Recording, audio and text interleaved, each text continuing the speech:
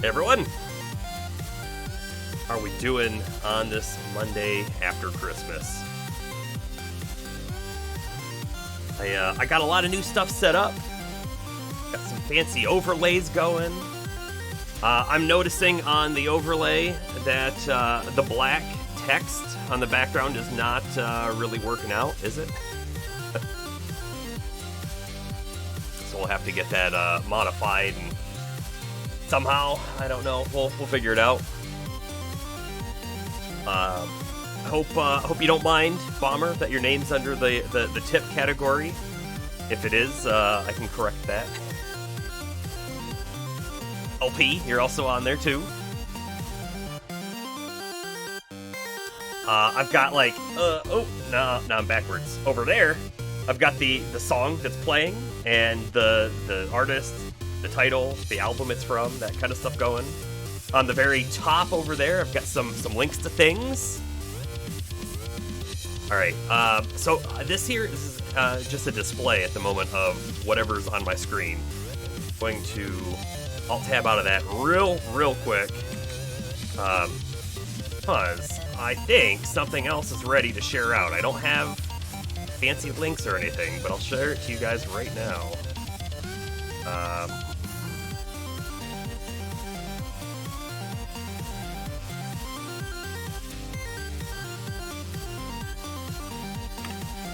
Right there, that is a link to the Discord channel. So it's set up, it's just barely there. I'll actually throw it over here so we can kind of see it. Here it is. We have a stream announcements channel that will automatically post when we go live. You can easily get to the stream from there. I do have a YouTube announcement channel that I haven't even tested yet. I don't know if it works, but when a video goes up, not for the streams channel, although we might do that, but for the main YouTube, it'll also go there. And then we're going to have some text channels for anyone who wants to talk. That's all right, LP.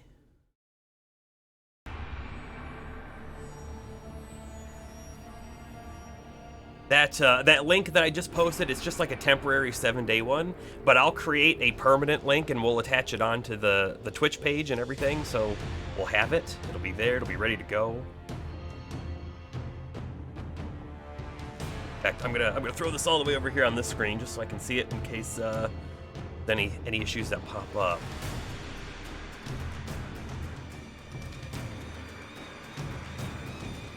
All right, now I don't necessarily plan to keep this fancy screen with all the stuff going the whole time.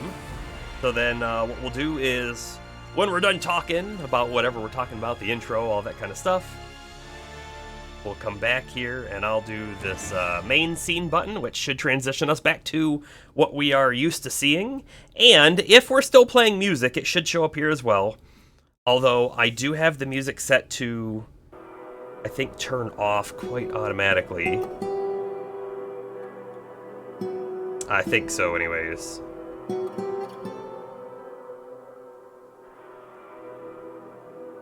So, we're back here.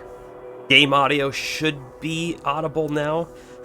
This is all just testing as well, because I haven't, I spent almost 2 full days working on all of this stuff, getting it going, and I'm hopefully it's thanks Bomber, an upgrade. That's what I'm hoping for, right? Is that big upgrade. But I wasn't sure how much of it was going to work or if any of it was going to work, and it looks like not too bad. Not too bad. Let me try to go back through the chat just a little bit because I have missed a few things. James, you're going to make like a Switch collection list. That'd be cool. I'll definitely be able to use it. I will say, I was going through all of the games that I have that I would love to do on stream as well, and there is a lot. So unless I'm streaming every day for 8 hours, it's going to take a while to get through some lists, but I do appreciate that. And I'll take a look. Again, the music was a thing. I'm glad we got that figured out. I feel like something else back further. But, okay. All right. The game. LP. If you're back from what you were doing. This here is Dwarf Fortress. This is a city building sort of simulator, right? Where we kind of tell them things we want done, things to do. We don't necessarily control any individual dwarf. They just sort of do their own things. We can get some very fine-tuned detail on some things, but other things it's kind of broad, left open. Let them go and do things as it happens. Yes, it seemed like the chat was hidden. I think the issue was the chat text was black and the background is dark blue, so I think it was very hard to see. So we'll have to play around with that. But this fort is called Quietmirror. That is the name. It is actually, the dwarven name is Casonul, but the translation is Quietmirror. We are a town at the moment. We've got a whole bunch of things over here that we're going to need to look at before we even unpause the game. But let's go ahead and take a look real quick. I'm going to zoom out. So this is our map, and we are, this game has levels and layers. We can see we're in a forest. There's all these trees going on here. And when I come back down, there is a little bit of a mountain in the middle, and we have dug into the mountain, and this is where our base begins. We have a drawbridge here that is actually linked to a lever, so we can pick it up and drop it as necessary. We have another one over here. This is our trade depot, and we have some food butchering station, leather working, and some fish processing. Yes, love a good mountain cave base. Well, that is mostly what you do in Dwarf Fortress. We go down our stairs, which are right here. This was the original way into the building, or into the fort, and we have walled it off. When we come down, we have our, if we hit Z, we can see this. This is currently our barracks. It's very, it's actually this section here. It's very sort of non-finished. We just really set it up, and we haven't done a whole lot with it. But we have some dwarves who train here with their swords and axes and whatnot. We have a animal training zone as well right there. We go down a little bit further, and this is our main floor. So in our main floor, we have stockpile land, which is this over here. All of the things that don't have a place go here. So we have all these blocks in here. We've got iron or silver, copper, other kind of metal bars. Just everything, anything and everything can go in here. So it does. And we have a little bit of extra storage over here for these muscle shells. I think bone things can go here. We have some hooves, so we can use we can craft with that stuff. Coming down here, we've got our internal wood supply, which we do need for a lot of things. We have a farm field set up over here, and there's actually, it's hard to see when you put them next to each other, but there are different farm plots here. So the big one is for plump helmets. However, you can see this one's set for pigtails, and that's actually what's growing in there right now. We use the pigtails to make cloth and stuff for clothing or bags or whatever. This one's cave wheat. We don't have any cave wheat, so it's just kind of empty. This here is also pigtails, I guess. And then we get to our plump helmet, which actually is the whole right side. And the plump helmets are our food supply, because they can eat them raw. And their drink supply. Dwarves need alcohol. Alcohol is key to them living a happy life, so we have to brew that. We have a farmer workshop. This right here is actually, if we open this up again, this is the Wicked Sanctuary. Let's go ahead and take a look at it. It is a temple to the Ruthless denomination. So our dwarves, and we don't really control this, our dwarves like to worship. I'd really like to be able to pull that up and see it.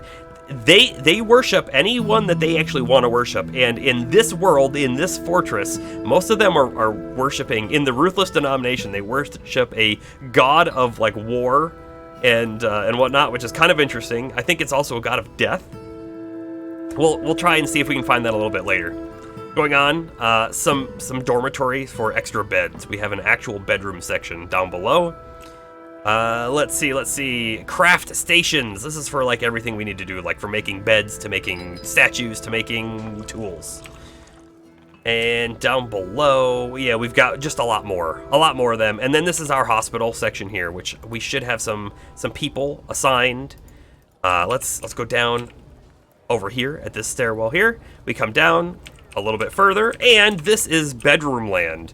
And it's actually not quite finished. We need a lot of doors and things down there. But all of these up here are beds, and we can click on them. This one's Libash, he lives there. This one's Tobul. This one is Olan and Limul. They live together, so they must be married. Something like that. Let's see. We have a club of scales here, which this would actually be a guild hall, I think. Or maybe not. Hold on. No, this one is a temple, and I've set this one for no particular deity, so they can go in there and worship anyone they want. Down here, this one's a guild hall, and this is for the Glacier of Flights, which is a farmer guild hall. We have some fancy things in here. Like, I'll click on it. So this right here, if I can click on it, is on the display. We have Shasarmingkill, which is an item that was crafted within our fort, which is pretty cool. It's a pomelo wood grate. So it's just a wood grate, it's nothing fancy, but they crafted it to an extreme level. It's an artifact. So we put that in there to raise its value. We have another one down in here too. This is Tile Shinnikat, something like that, which is a crown. As we can see, it's a dog bone crown, also a high value item. Let's start going down a little bit further. This right here, we just started setting this up. We need to get some tables and things. This is for our mayor, which was elected. So we need to get that going because he needs it or wants it. We go down and down and down. Down to elevation 30 is where we're at now. This is a little bit of a stockpile area for stone and things that we've mined out of the walls. And then that's actually as far down as we've gone. We haven't gone down very far. We haven't broken into the caves or anything. So that might be what our plan for today is. Okay, before we unpause, we have some things to check out. We have hunters who are fighting. They may not be fighting anymore. In fact, didn't have any details there. Hunting dog latches on firmly. Oh, we definitely have an elephant there. And here's our dog. Our dog is overexerted. This actually looks bad. The elephant. Okay, so we have... Let's open this up real quick. We have all these citizens. We have 93 people in this fort, which is pretty big. Lots of children. If we go to labor, we can see we've got some miners assigned, woodcutters, hunters. This is the important bit. We have these 2 hunters. They go out wherever, and they hunt for food or leather and bones, all that kind of stuff. And so it looks like this elephant was part of the hunt. Man, we've got... some blood spewing around. Let's see here. And that I'm trying to find out, do we have a dwarf nearby, or is this dog doing it on his own? This dog is assigned to someone. This is hunting dog, pet of Rith Onulzadat. So they're currently fighting this elephant, and they might lose. All right, I think we're good there. Let's go ahead and close that. That's nothing. The hunter, yes, the hunter's hunting. We'll get back to that. Created a masterpiece copper goblet. Nice. Nothing. Interesting. This petition. So this petition showed up right at the end of the last stream, and we haven't done anything with it yet. So the Ruthless Denomination has many worshippers in Quietmirror, and now requires a temple and priest. The location must be built and furnished with the new position appointed by you. Do you approve this request? Well, we do actually have a temple or the Ruthless Denomination, so let's go ahead and hit approve. That's now gone away. We can come back over here to this. The Ruthless Denomination. It's currently a shrine, but it needs to be a temple. So we have agreed to build them the temple, but in order to do that, we need to increase its value. Let's see if we can do that with anything. One way to increase the value is to change up the flooring and whatnot. We could actually do some engraving in there. Yeah, let's engrave it. Engrave everything we can. So, some things weren't done. That's fine. We'll get that going. I have hit play. Bomber. This is something that you had asked for before. You asked if you could change the game speed, and that is something you absolutely can do. So our dwarves are running around like crazy, and but last time I had said the game's just sort of playing on what it is, and that's the default setting, and that is true. I now have at the bottom of the screen, you might be able to see it. Hold on. Now you can see it. It's kind of back behind where I was. There is an FPS counter. There are 2 numbers. The left number is our graphical frames per second. That number, as long as it's not super low, doesn't matter a whole lot. 99 is fantastic, whatever. 46, that is actually the tick speed of the game, how fast it's sort of moving. I'm going to turn my camera back on. And actually, you know what I might do here? Let me pause it. Oh, it's going to be hard to do. I was thinking maybe I'll raise my camera up a little bit, but I think we're fine. You can change that, and if we go into the settings, it's like under game, I think, somewhere. It's called like tick speed or something, and you can change it. You can make it slower and you can make it faster. But I don't really know where it's at.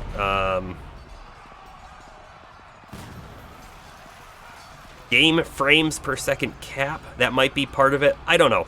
I'm not gonna mess with it. But if we really wanted to slow things down, we could. But we're not gonna. We're gonna keep letting that go. This screen here is our work order screen. It shows all the things that our dwarves are queued up to make, such as charcoal or processing plants or making copper goblets. So we have that all kind of there and going. Let's see. This is our stockpile screen, so we can see all of the items in our fort. And I'm going to look forward. Do we have a pedestal? We have a few pedestals, so we're going to stick one in here. Furniture, display, select after placing. I think we'll put it like right there. We'll use a higher quality one because it's worth more money. Yeah, okay, so it reminds you of watching bumblebees. Let me tell you, this game is best thought of, in my opinion, of an ant farm. We're not really microing. We're not like selecting dwarves and like right-clicking and telling them to go here and mine that necessarily. We're giving them broad objectives, and the ants go off and do their thing. All right, James, I'll be interested to take a look at that list. Let's see, do we have anything? Actually, here's the thing we can do. We can look at, under the objects, artifacts, right here. What sort of artifacts do we have? Oh, and this is the Glove of Balancing. This is actually what our location is called. So our fort is called Quietmirror, but the government, the site government, is called the Glove of Balancing. So we actually have a few things here. What this is a splint, I think. Let's go ahead and find it. It's just in a box. Fantastic. We're gonna put it over here on the pedestal, if we can find it. Splints. There it is. Okay, so putting objects on pedestals. Actually, we'll watch. We'll watch this here. If I open this up, we'll be able to see our shrine is currently at 858 value. That's because that they engraved a whole bunch of stuff. But someone's going to come in, and they just did it. They put the item, which we can see now, on that pedestal. And now we look. We are now a temple, which is great, and we can recognize priesthood. This actually isn't something I've done before, so let's go ahead and do that. We now have... Oh, they're called the Holy Bone. So the priest is going to be called the Holy Bone. That's great. This will fulfill their wish as well. Oh, look at this. Okay, so we have people who are possibly, like, good for this position. Proficient pacifier, skilled judge of intent, skilled liar, competent persuader. So these are all, like, social skills that you want your preacher or pastor or whatever it is to have. We're gonna want to know something too, like this Ast person, who's our bone carver, Ast Likotogodin. Do they actually follow this god? Let's find out. We can go to our dwarf, and all of the dwarves, every single one of them, has lots of details about them. And we're gonna find out in here. Their deity, I think, is the wrong deity, so I don't think we would want this to be the preacher of that place.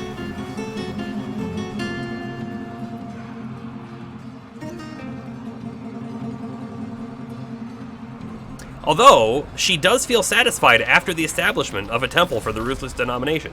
So she did like that, interestingly enough.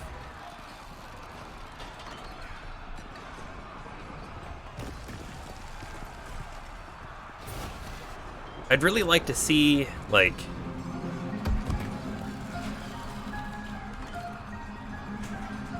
You know what we need to see? We need to see... I'm going to click on this one, and we're going to do this real quick. No, not like that. This? Okay, I'm gonna set up a brand new meeting room. So you call it a meeting room. And this is just temporary, because all I want to do is I want to see.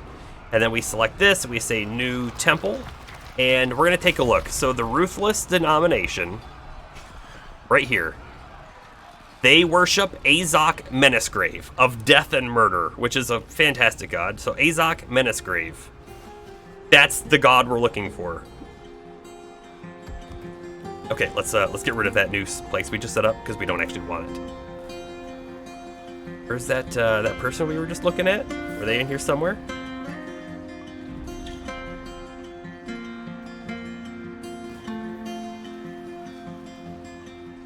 Their deity is Azok Eslaguamo Lek. I don't know if that's the same one. Honestly, we should have kept this meeting room here so we could see it.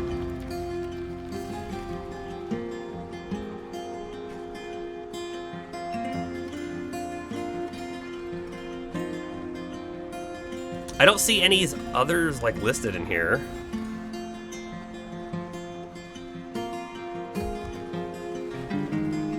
Okay, and so when we're looking at this list, if it's in blue, that's actually a deity. So we have 4 worshippers of this deity, and that is a deity of trees.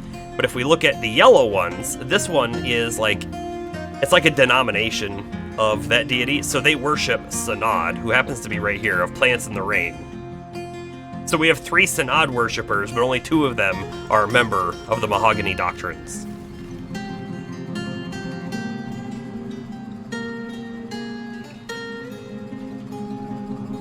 I have honestly no idea if that Azok is the same one or not. I would say there are quality of life things that they still need to work out with the game. And one of the things is like, look at this. It's like just off the screen and we can't see the rest of it. And I don't know of a way to see the rest of it, honestly. If I click it, what's that say? Azok Menacgrave, the God Forsaken. So we can kind of sort of see it.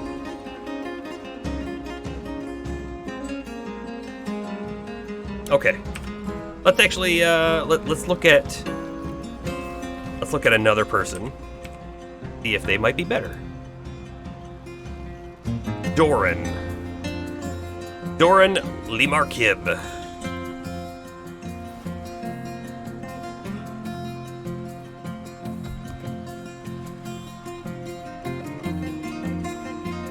They also have that same Azok listed, so you know what? Maybe that's fine. Maybe it's fine. I do wonder if we assign someone, like this bone carver, to this profession, will they no longer be a bone carver? I don't know. We're gonna find out though. There they go. They're now the Holy Bone.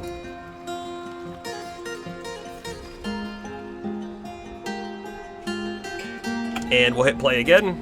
That dog is still fighting the elephant over there. Actually, let's click on one of these random people in here. What do they say? They do also say the same deity. That's good news. So it just happens to be that, like... and this person is a dancer that doesn't have a deity listed here. Oh, they have multiple down below.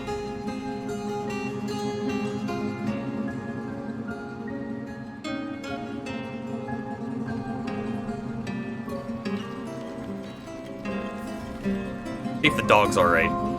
The dog collapses, but now has stood back up.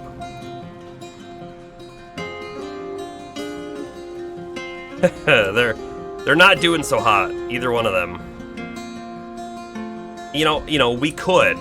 We have a squad of people. Let's take a look. Let's see. Do they even have their items on them?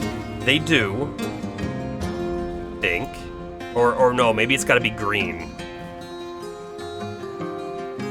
I'm guessing they're currently off duty.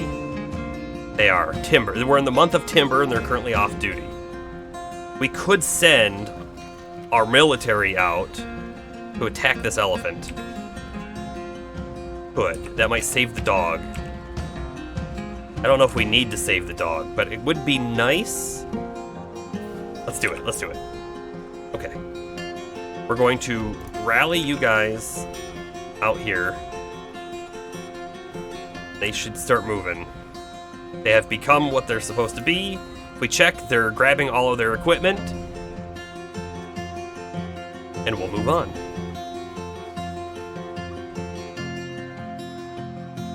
I'd really like to know what happened to the, like, hunter dwarf. Did he just abandon his dog here? Or was the dog acting on its own? There's one of our dudes right now. Oh, and he ran right in to attack that elephant, and he sure did get it.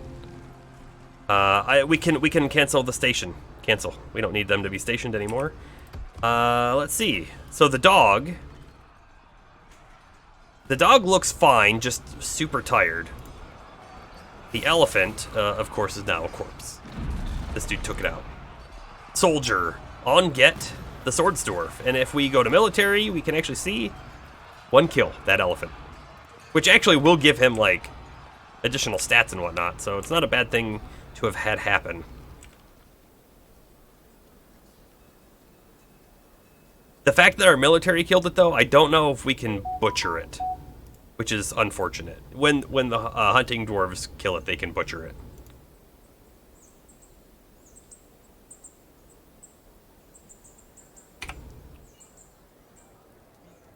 Oh, okay. Let's see. I almost forgot about this down here. So we have a elephant bone throne listed here.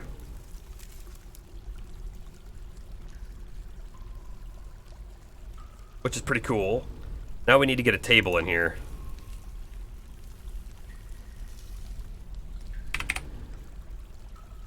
Oh, no, that's the wrong thing. BFT for table.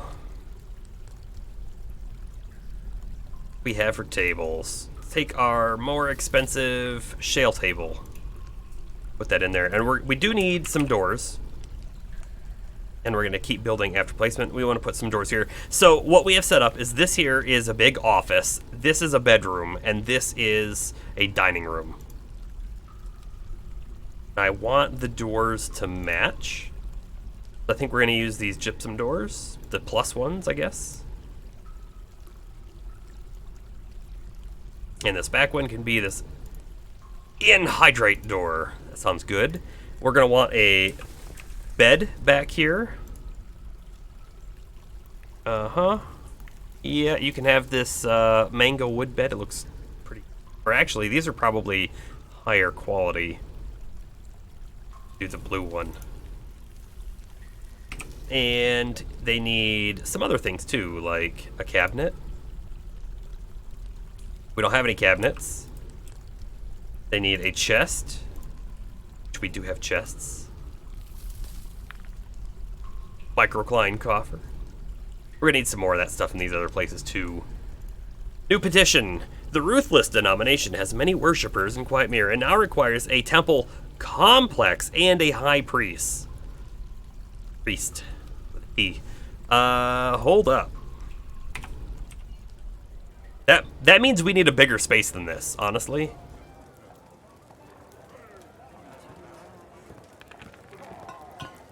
And we did a lot more value. You can recognize a high priest when it's a temple complex. So we could do that. We definitely need to find a new spot, though, for it. Or we could just, like, cut a hole here and then build out. But I feel like this is kind of an awkward spot. So maybe we come down here and build it in here. We could do a very similar, like, big room like we did here. That might be for the best.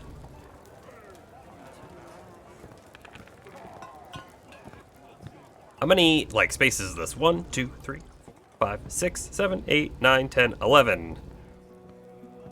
3, 4, 5, 6, 7, 8, 9, 10, and 11. I'm just gonna, like, duplicate the room almost entirely.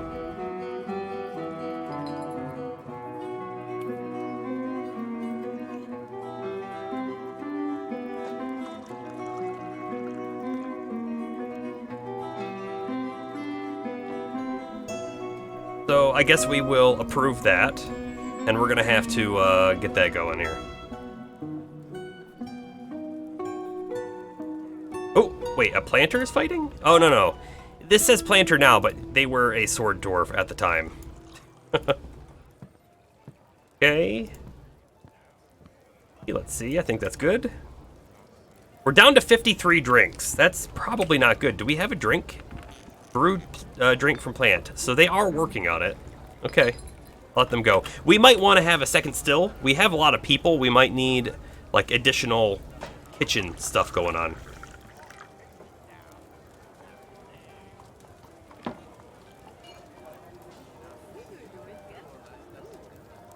Also, how about our doors? Make rock doors? Okay, they're still working on it. We need all of this to be set up. We also need more coffers and that kind of stuff. So let's get more of that going. Stone workshop. We're gonna get coffers. How about like 30 if we can? And we also want cabinets. Let's do 30 of those too. Because we're gonna want them in all of these bedrooms, honestly.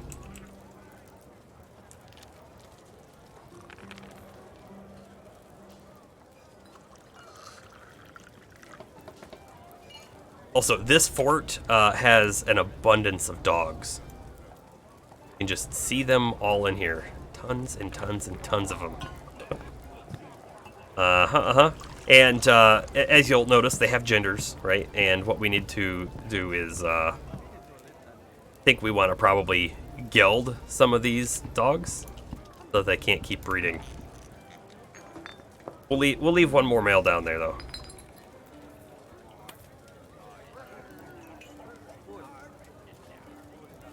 Yeah, this area that we're doing right now. Actually, maybe we should build some like pillars in here too, just to make it fancier. But that being said, right, this is pretty big. We do have like 100 dwarves here, but we haven't cracked into the caverns. It'll get like really big and crazy down there. We could certainly expand.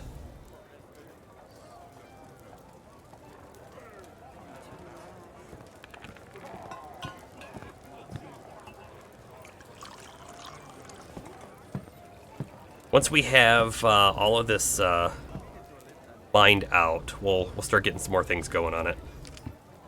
Okay, pause. New meeting area. Right here, please. Okay, yeah, it's gonna overlap. It's gonna share that one wall, but that's fine. No big deal on that.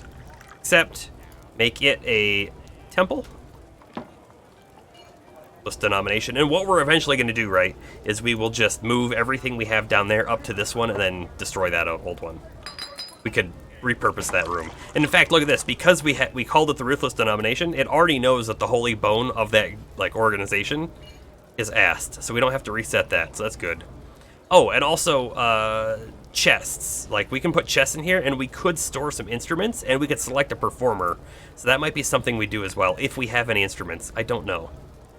Oh, an LP, since you haven't seen this game before. This world is incredibly complex and simulated, and you can see we're in year 103. So when we built the world, we simulated 100 years before we even started playing. And when I click on this button down here, we can see the world map.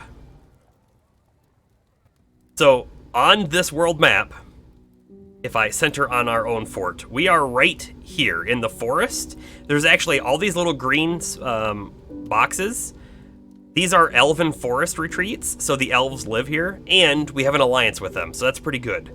But north of that, this is the dark goblin pits of menaced newts. We're at war with them. We're at war with all of these orange spots here.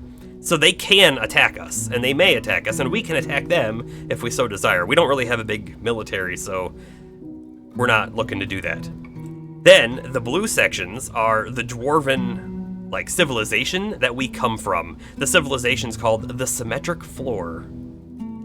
Oh, and if we hover over our thing here, we can see that our site government is the glove of balancing, so we can kind of see all of that. But when you like go to pick your location, you can click on any of these spots and then like choose your actual embark spot. So you can build anywhere. You can build in the middle of the mountain here. You can come down here. There's a volcano down here. You could build on the volcano if you wanted to, in the volcano. And there's all sorts of other things going on. Down here we have a human castle, tomb, Another tomb. So there's just like all sorts of stuff. These green ones over here, these are other dwarves, all in this section, and they are our allies. More goblins. So there's all sorts of crazy stuff that happens, and one of the things that does happen is we get trade caravans from the different groups coming in and out, and we can like see some of the information about them here. And this is us, but this is our dwarven like clan that we're a part of. I wanted to take a look at this so we remembered our trade agreement. When they show up, we have asked for pigtail seeds, cave wheat seeds, and dimple cup spawn. So those are other seeds. So they will hopefully have some of those for us. But then they have requested shields, bucklers, and backpacks. So we should probably start getting some shields and bucklers being crafted so that we can trade to them. Also, we can like check on news and rumors. So we can see up here, there is a force that has come down and attacked. In the late summer of 103, the army of Sodor mirrored, slithered, marched on anguished tools. In the late summer of 103, Ale Musical Sneak became the holy sanctum of the Order of Syrups, replacing Tekid Mirogems. And that might be, right, they may have replaced them because they may have died in that attack. We don't know those full details, but you can actually find them out in the Legends mode of this game, which is pretty neat. But that up there is like a fortress, Dark Goblin Fortress, with over 1,000 goblins. That's kind of a scary place. All right, we're done in that screen now. Let's go ahead and smooth out all of these walls. Oh, I'll not smooth some of those down there.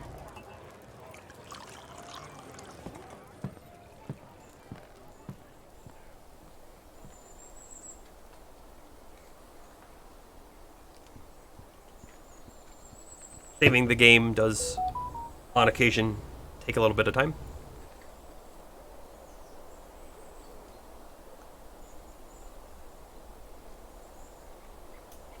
Winter has arrived.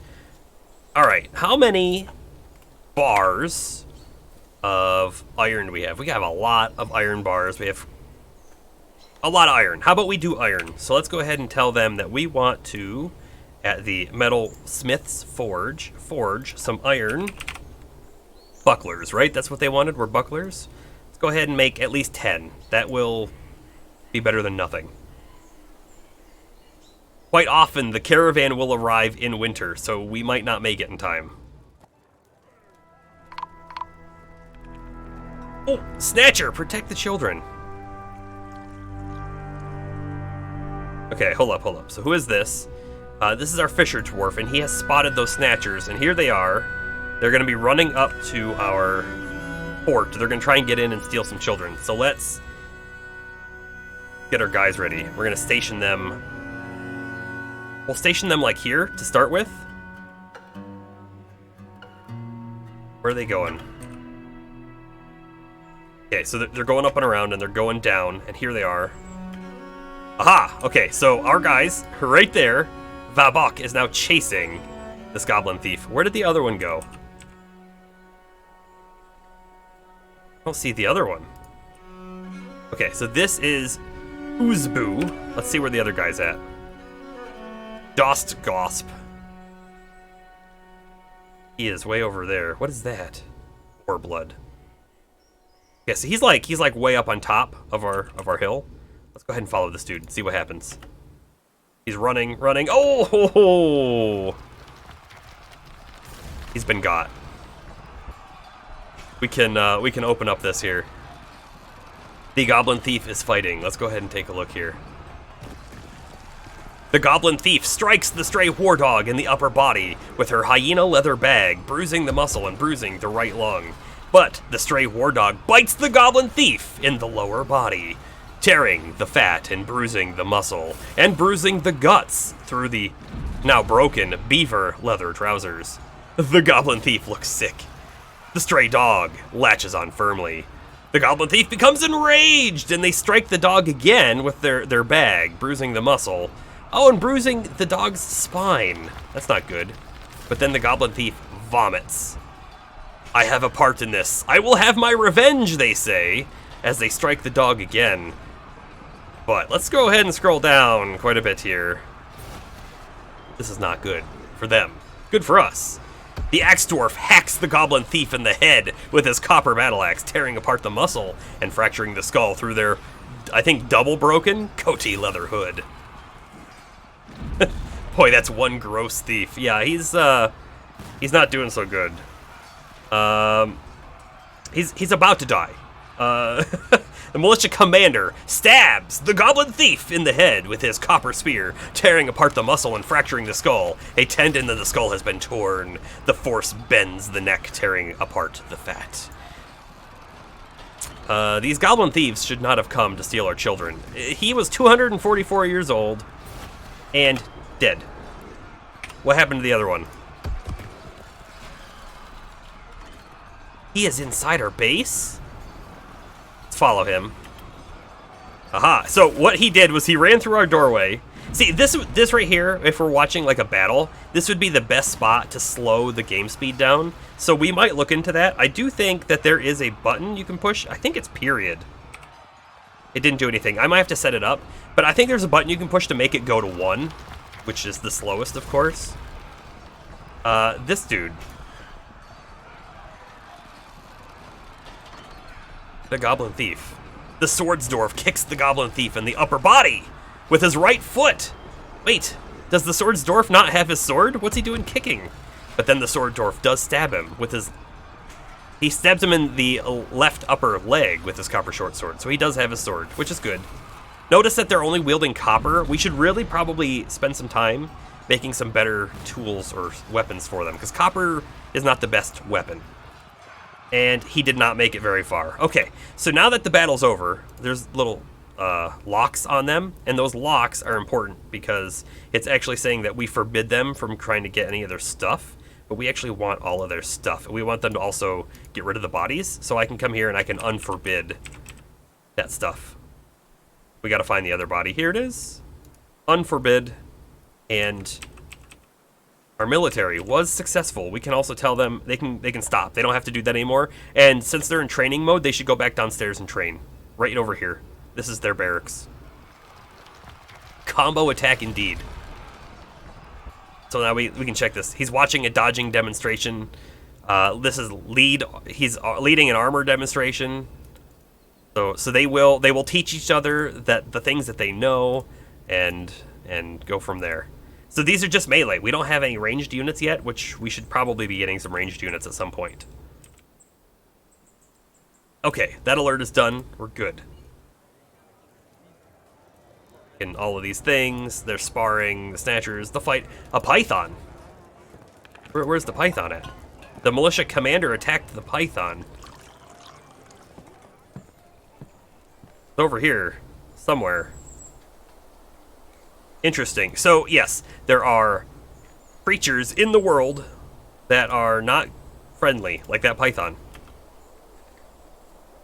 I don't know where he is now, but that's fine. We can ignore that. Ooh, where are you going? What are you doing? Lawn Crowd Ringer. What are they doing? Where are they going? Oh, you know what? They left. They weren't one of our people. They were a visitor, and they have left. Which is fine. So, I was saying this earlier. It's important to know that when you put your artifacts on pedestals, people can look at them, and then they can be happy because they see, like, expensive things, or near them, or around them. But a pedestal is not very safe. Someone could come into our fort, pick it up, and leave with it. So we're going to want to, like, work on some better things in the future for that kind of stuff.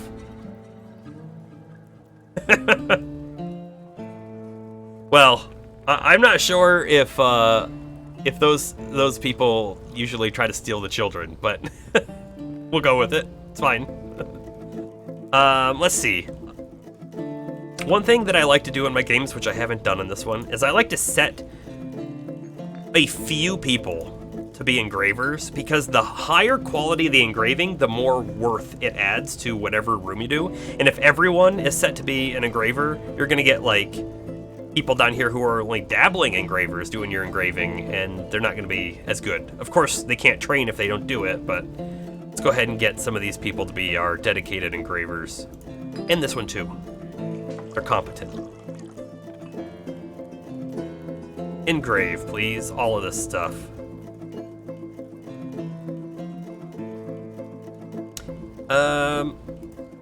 Should we build some pillars in here, maybe? Nah, I think it's fine. We'll leave it as sort of an open room.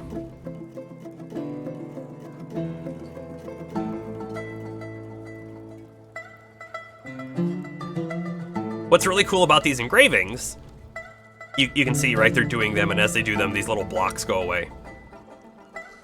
This is detailed, mudstone floor. I can click on it.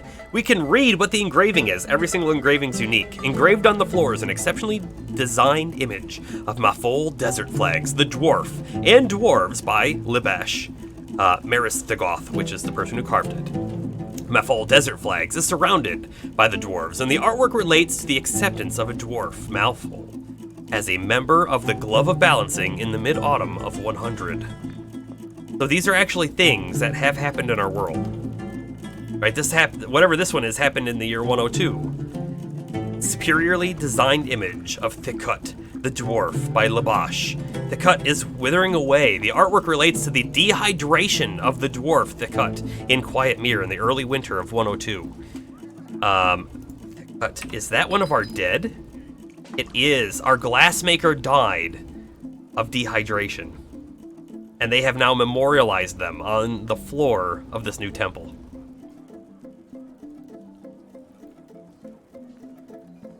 Okay, we are seriously low on drink. Of course, these like jobs in here, we can set them up. These are like one-time jobs, so we're making like copper amulets, which is awesome. But this brew drink one, this is actually set to be like, if the amount of available drinks is less than 60, we're gonna brew 60 more. I'm really feeling like we're not brewing fast enough, so I'm kind of thinking we need to set up a new like zone for that stuff, and we need to do it soon. But first, oops, BF and cabinet. Get a cabinet in here for our mayor. Okay, done.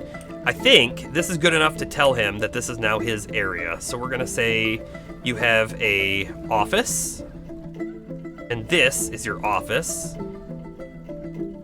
Accept, and we're going to assign it to the mayor. Oh, and before we do any more, if we look at the nobles and administrators screen, we can see the things that he wants. He wants in here a decent study, but we've actually given him a throne room because of how big and how expensive it is. He needs a decent quarters, which we're about to assign to him right now. They don't need a tomb, but they do need a dining room. Also, he said export of bucklers is prohibited. Oh no, we're not allowed to export bucklers, which is exactly what the dwarves, our homeland, wants. What a jerk. No Maul, what a jerk. Can we make backpacks? Do we have leather? Do we have much leather? Leather. Backpacks. So we have some backpacks, but our military actually uses them. But we actually want to see tanned hides. We have 82 things of leather. So we should be able to make some backpacks at a leather station if we have one. What is this? Farmer? Nope. Loom? I don't think you can do it at the loom. Don't think you do it at the clother.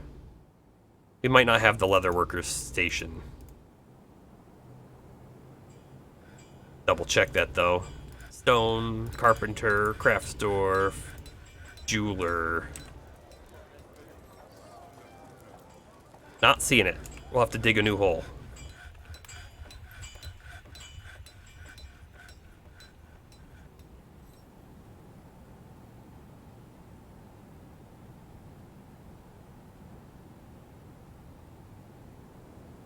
The thing we're looking for is that leather station, so we'll have them do that soon. Make some bags, some backpacks that we can sell. And probably some that we'll use. But this is our still, and this is our kitchen, right here. And this is our main dining room for all of our dwarves, and it's maybe a little small, so we might actually make a large downstairs dining room with a larger kitchen. I'm actually thinking that sounds like a fantastic idea.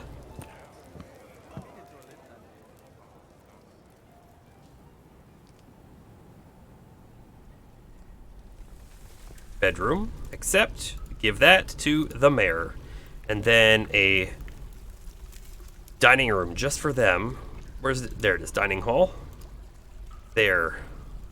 Typically, a dining hall would be like multiple dwarves, but not this one.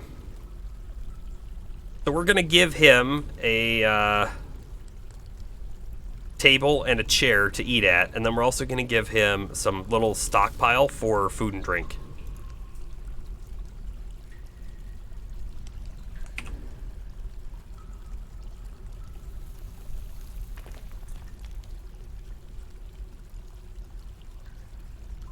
And probably just like 1 square is enough, because he's only 1 dwarf. We're gonna call this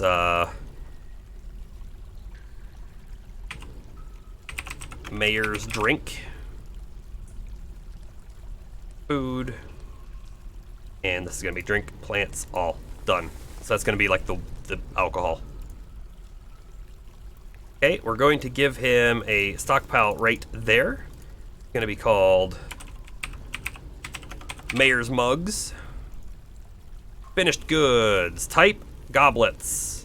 And then, this is the important part, and this really stumped me for a bit. You have to say that I want only goblets, which are going to be goblets, cups, and mugs. They're different sort of materials, but they all fall under the goblets category. You have to actually then come in here and say, like, yeah, if it's made out of stone, I want it. If it's made out of metal, I want it. If it's made out of one of these, I don't know, I want it. That's fine, I don't care. Core quality. We're going to say, doesn't matter. You can have any of them, and total quality, any of them. So it should be able to move that kind of stuff in there now. We're going to, maybe we actually want to also say that no bins, so it'll just be 1 mug, I think is how that'll work. The mayor's mugs is going to take from, and then we have to go up a floor. Oops, I think we need to enter in there. Okay, mayor's mugs will take from our drink stockpile, which I think is this one. Drinks, yes. Okay, and this one right here, this is prepared meals. Okay, so we're gonna come back down and make a... Oh, I did the wrong thing. Mayor's mugs. We actually want his drink stockpile to pull from drinks. I think where are our mugs listed at? Oh, actually, this is the goblets one right here that we did not set up correctly. So let's go ahead and set up now. Yeah, you know what? We might have gem mugs at some point. It's fine. Whatever.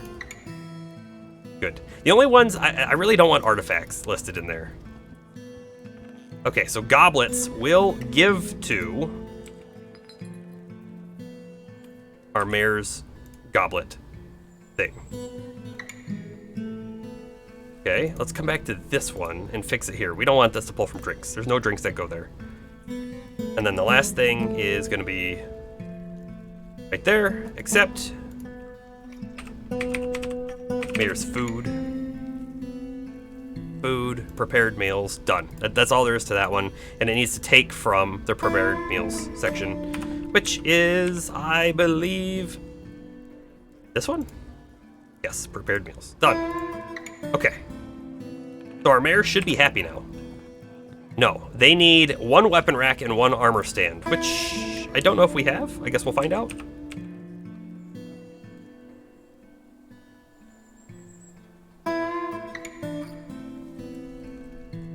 Thinking like in the corners we don't have, I don't think we have those.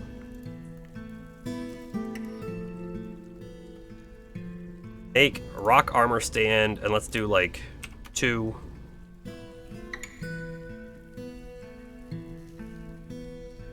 And then we'll do rock weapon rack, and we'll do like 2 of those.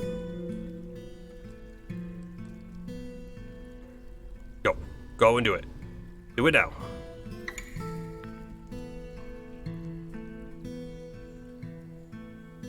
Aha! See, now that I fixed the stockpile, it's full of copper goblets.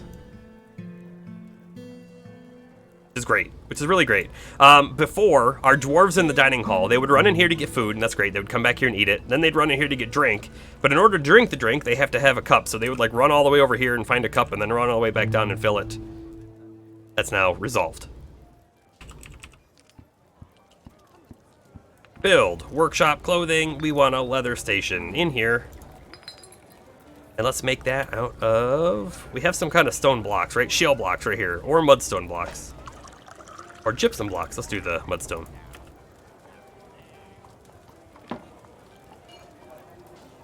And we're going to set up a leather stockpile right there.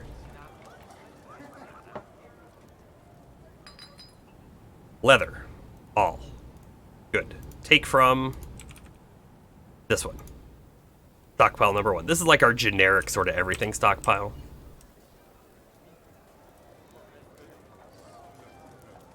Okay, let's queue up. Leather. Backpack. Like 10 of them. Just go ahead and make them.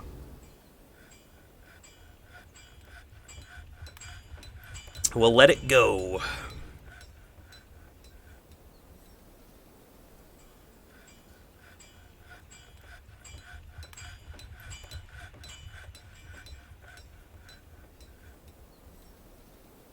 Someone engraved a masterpiece. We should have looked at that.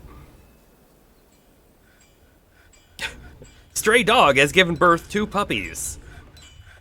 Fantastic. We have so many dogs.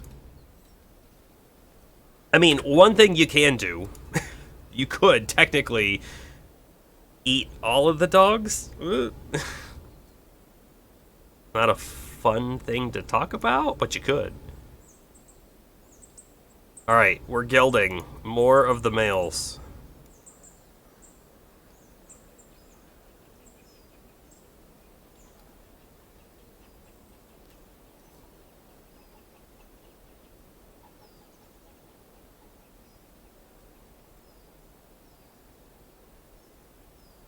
We could, you know, we do have a lot of these dogs sitting here. We could train a whole bunch of them for, like, war. Yeah, let's do that. Make some war dogs.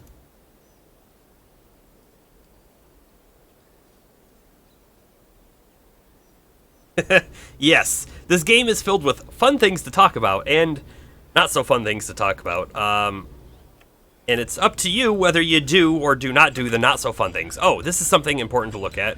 So this rabbit is hungry, and this blue peahen is probably also hungry, but they're pets, right? So when you have an animal who's a pet, they stick with the owner, and the owner is supposed to feed them. Now, what I have noticed, though, let's try and remember. Let's come back to Sibrek soonish, if we can think about it. They're supposed to feed them, but if they don't, you can put them outside in your pastures. We have a big pasture out here right now, and we've got lots of stray horses and some alpacas and yaks and all that kind of stuff out there. We could put those other animals in there, even the pets. Aha! We have a stray donkey that is not a pet. Get in there. We could also make like a dog place and just like keep half the dogs in there. Also, I'm not sure if we have anyone who's like a good animal trainer. So I'm not sure how exactly that training is going to go for all those war dogs we just specified. But if they do get trained up, we'll assign those war dogs to people in our military. Should go over well.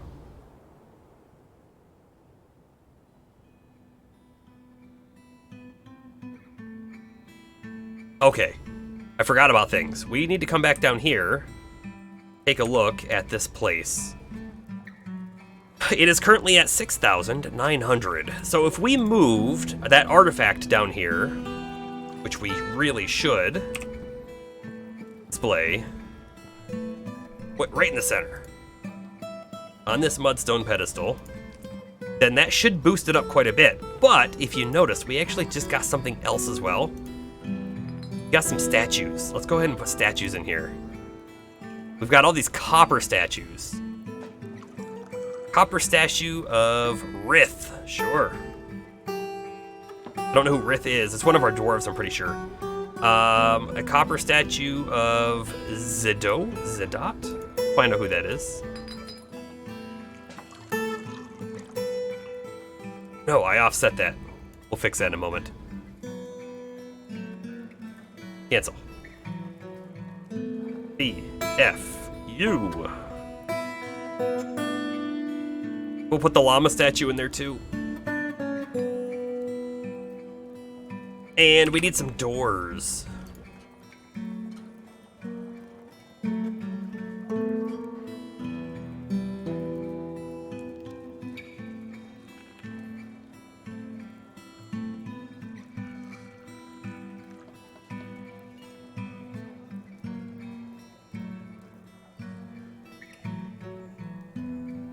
You know, we could dig like straight up this way and then make a giant dining hall section over here. Maybe that's what we want to do. It would be on the level where all the dwarves go to sleep and where all the temples and stuff are at, so it might not be a terrible location for it. Okay, we have our pedestal. That splint on there. Alright, so it should move it from up here down there. Or we could just build a bigger dining hall like down here and put it on sort of our main floor where all of our crafting stations are at.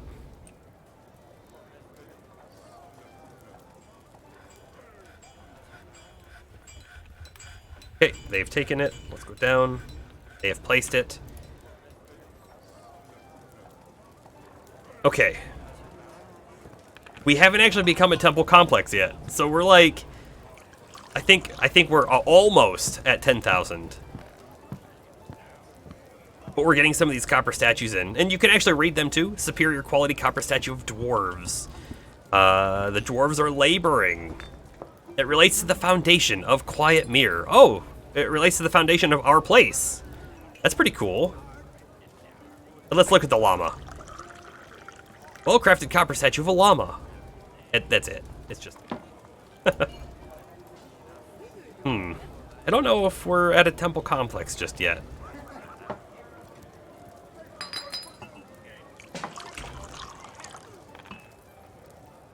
Get a chest in here somewhere. I think there's a good one. Good location.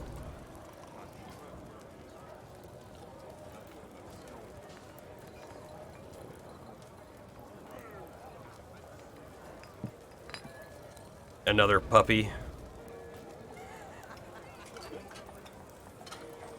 Have so many of them.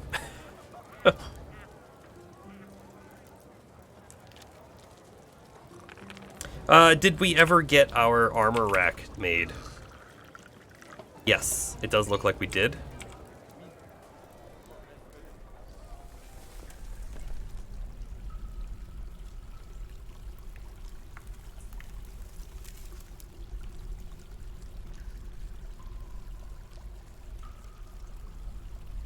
We didn't get our weapon rack made, though.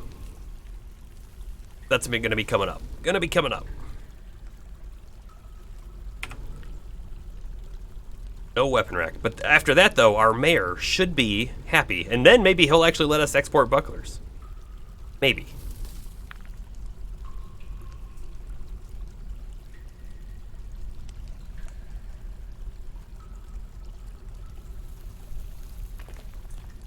So, the differences between these different things. The Dungeon Master, I believe when you have a Dungeon Master, and I could be mixing these two up, but I believe when you have a Dungeon Master, you're supposed to create a dungeon with cells and all that kind of stuff. And then let's say things get stolen or people get murdered, because that happens too. You can then like initiate investigations and you can bring people in for questioning and they might go into the cells, and if you find out that they did it, they'll be punished and all sorts of stuff like that. And then the Captain of the Guard is like the lead defense force, so they're like your police officers or something for your fort. Your militia is someone that you can deploy here, but you can also send out, whereas the Captain of the Guard, they stay here and purely for defense. Still don't have that other weapon rack just yet.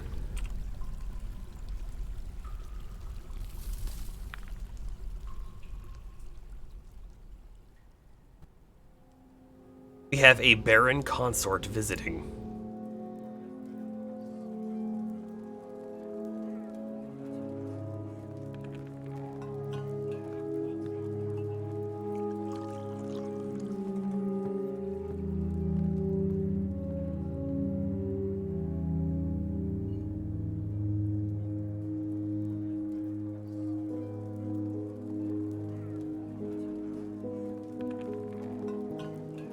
We're gonna expand this hallway, make it a lot bigger. And then I think we'll do our large dining hall over this way.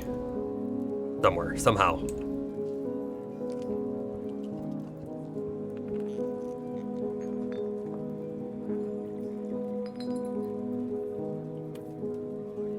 Make it really big. Yes. Yes, we will.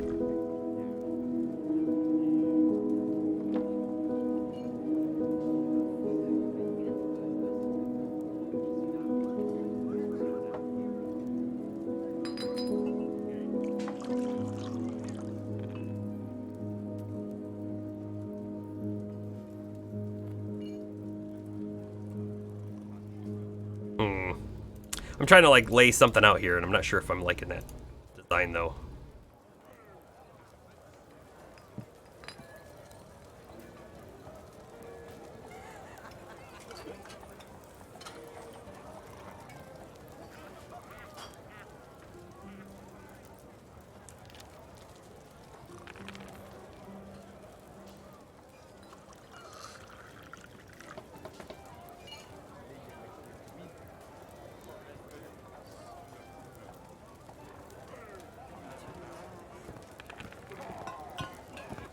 Okay, let's actually erase this.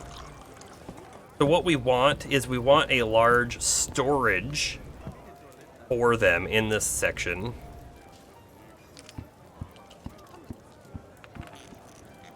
Maybe something like that. Like food down here and drinks up here, maybe? Something like that.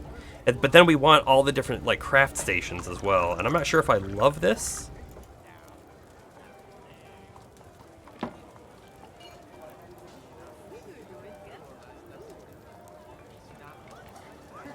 What if these were both stills? And then what if we put the ingredients for crafting them? So then if we did the same thing over here, you'd get this. So kitchen, the ingredients, and then we put their outputs all right in this section maybe, and we have doors right here to get in. Seems all right to me.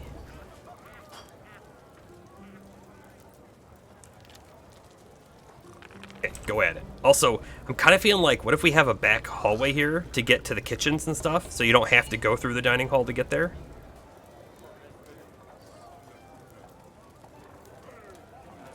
So we will.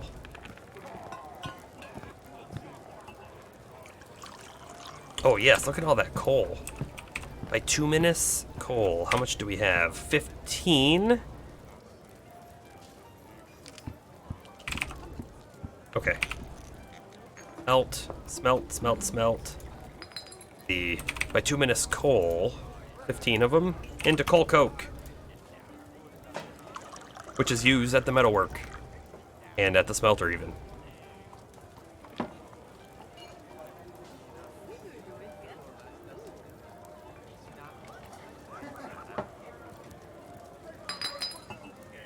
A masterpiece mudstone coffer has been created.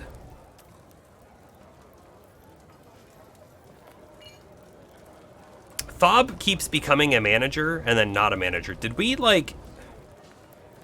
What else is Thob doing? Thob. Let's take a look. Name. Thob. What else are you good at? Planting? You're an adept. I wonder if that's kind of what he's doing. He's like switching to be a planter and then going back to his manager duties, maybe?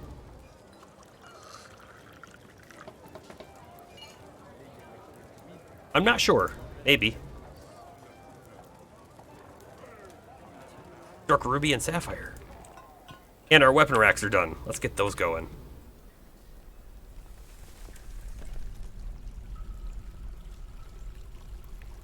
Sure, take the gypsum.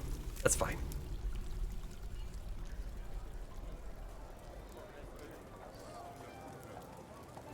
Okay, so we didn't quite get to the temple, but we have some instruments in there. What do we have? What do we have? We have a grown date palm wood yatha and a grown larch enu, something like that. wonder if we have anyone who can play those. Because we could select them. Could make a performer.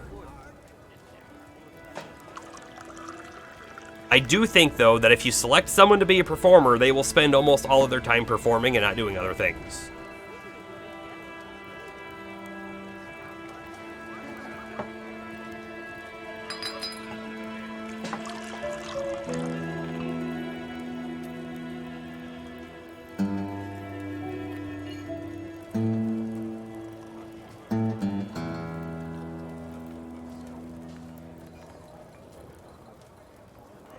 Trying to see if we have, like, someone who... Like our trapper. Are we... Izem? Are we really using them for anything else? Let's take a look. Izem.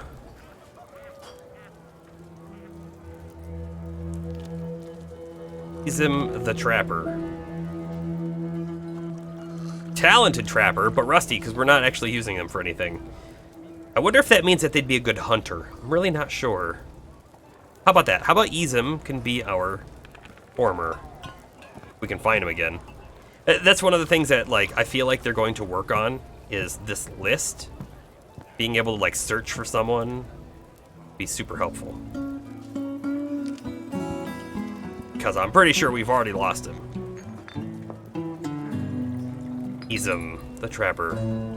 You're now a performer. You're a bard. Congratulations. That didn't boost the value, though. So I think we're going to need to, like, put something else in here. Be some more statues.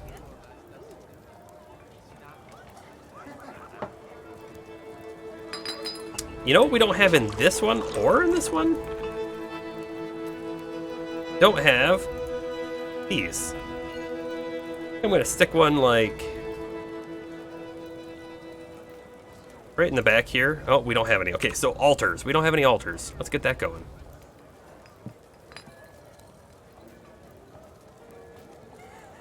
Do, like, 6 for me.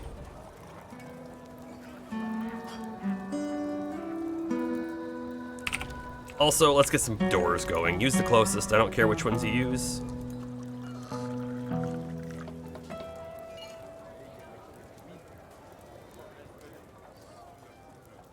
And we're out.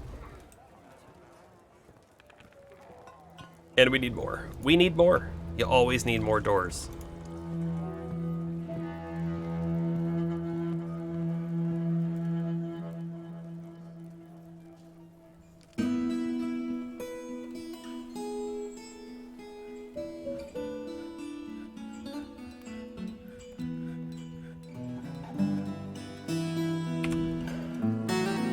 Okay, our noble, the mayor, is satisfied.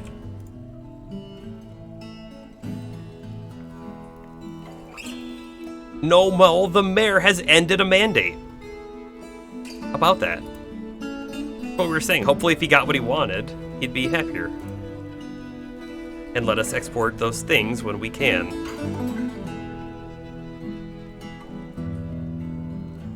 How far down did we actually dig? Down here, so elevation 30. Blue jade. Hey, let's mine that out. So I've just put it on auto mine, so I'm gonna select the one, and they're gonna come here and mine this, and then they're gonna mine out the whole, like, section. So we could do the same thing for the limonite as well. And I think we will.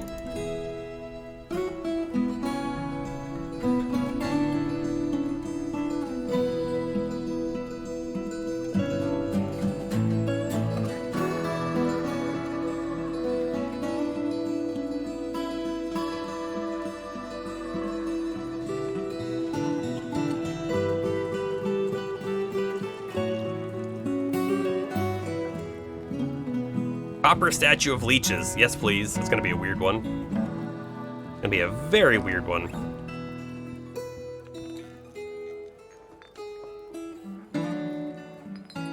Oh, look. The Baron Consort of Rimpassage is here to pray to Menace Grave, the Godforsaken.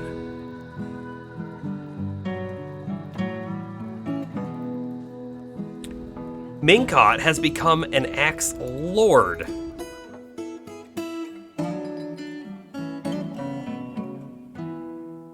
So they're a legendary observer, which is good. That helps them like understand where they need to be in combat. Great. They're a great axe dwarf. So I don't know what that meant by axe lord. Look at that right there. So there might be something different in the military section. Not really.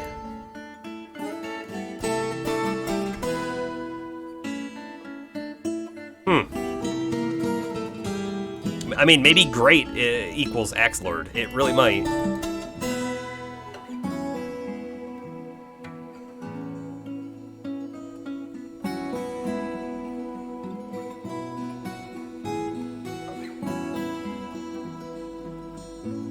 I will say it's a little odd that we haven't gotten the convoy from our people yet. It usually happens at the beginning of winter. That could mean something's going on with the rest of our kingdom.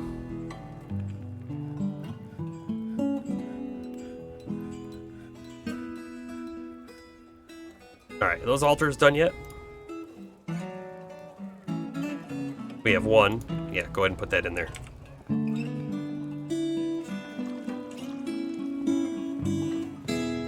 We have a new ban. Amulets, okay. Fantastic. Looks like we have hit spring.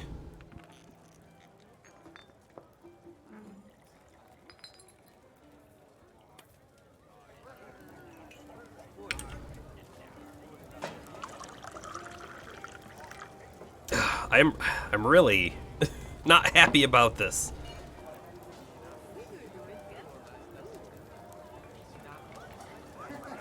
Trying to think what we could do to boost.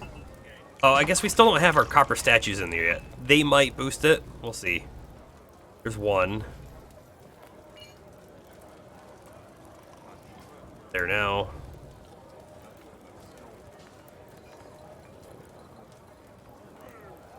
Relates to the foundation of Quietmirror, which is always good. Here's the leeches one. Let's look at that. Superior quality statue of leeches. Okay, weird. Still just a temple. I'm not sure I understand that. So we have some options. We could try to like make the room bigger. We could make the space bigger, have like an offshoot room over here, and that would let us engrave more. Or we could just start pumping more things in here. Like maybe we should get some tables and chairs set up. Probably not the worst idea.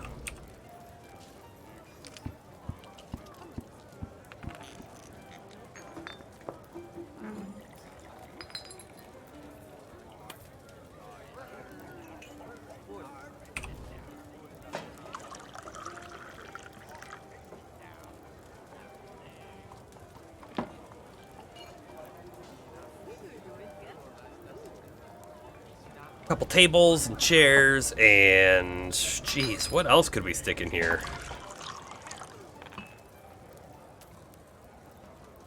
Large instruments must be placed in taverns or temples before they will be used. They have to be assembled at a workshop first. Oh, I don't know if we have anything that's like a large instrument. I don't want to like... Okay, yeah, nothing happens there. Interesting.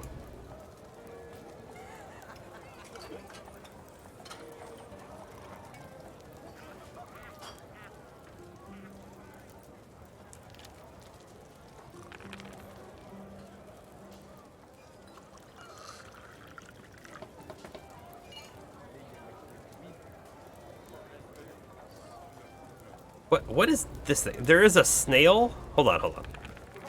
There's a snail and a tick on the floor right here, and there's a slug right here, and there is a slug and a louse right here. That's not good. Got all these pests in here for.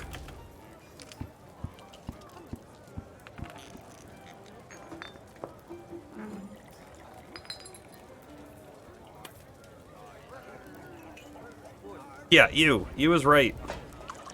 Yeah, so, you know, there is in here, in the workshop under farming, a vermin catcher's shop, but it's for capturing and training small animals. It requires animal traps. Oh, that's probably what the trapper is for. I don't think that's for, like a slug. I think it's more for... I'm guessing catching like rabbits and stuff, but I'm not sure.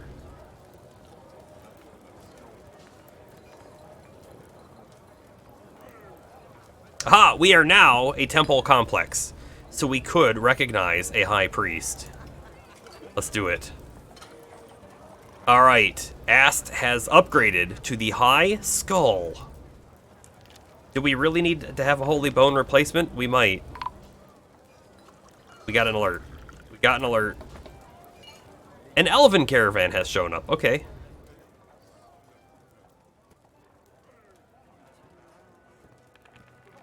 The High Priest of the Ruthless Denomination is ready to be recognized. Yep, we've just done that.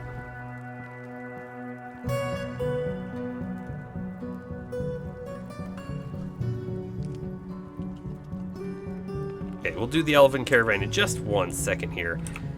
I think we need to probably get a new, like, Holy Bone set up.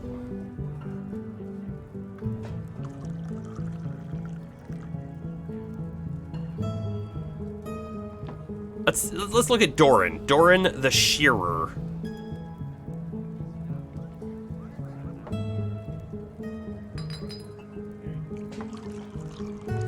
Doran the Shearer. Let's take a look at them. What are they? Doran Wealthnet is their actual name. Relationships. They do like Azok, so that's good. I feel like we could make them. They're rusty at shearing, because we really haven't had that done much. Competent gems, though. I think you're fine. Doran. Doran it is. For the next Holy Bone. Perfect. Now, I do believe that means we could come up here and totally remove this one. I don't know if we have to, though. Leave it.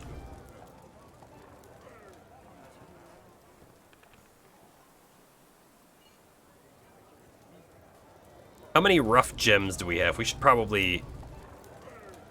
like 58. We should probably cut most of those. Do cut gems, which how many of those do we have? 59, okay.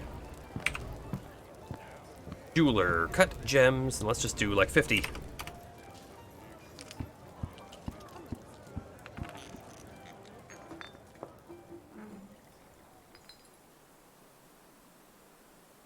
Who is he going to give water to? What's up? Oh, he's hauling a bucket. He must be hauling a bucket full of water, full of stagnant water. Great.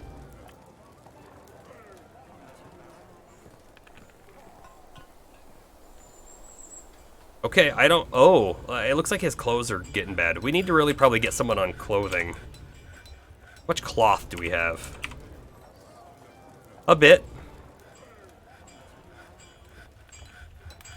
Pigtail cloth, like 138. Let's kind of queue up some clothing. Make new cloth, shoes. 20. Or those are socks, which is fine. Specify cloth, please. Pigtail.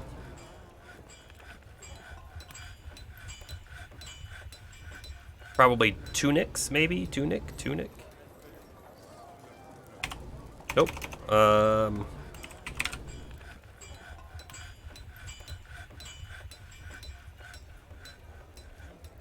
Do some dresses, I guess. We'll do like 10 of those out of pigtail again.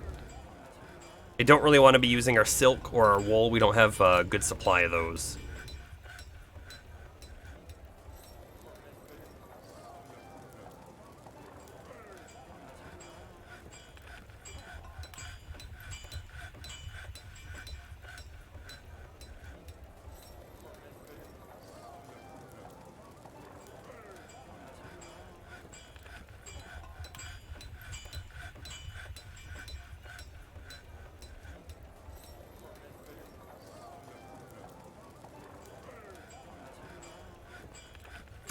Cloth shoes, there we go. That's the other one I wanted. Let's do 20. Okay, that's gonna use quite a lot, I think, to make all those, so we'll let those go. I don't know what we have to trade with the elves, but here they come. Let's see what they have first before we send things there. Let's get our broker there. Our broker is also our mayor, which might be good, I guess. Let's see.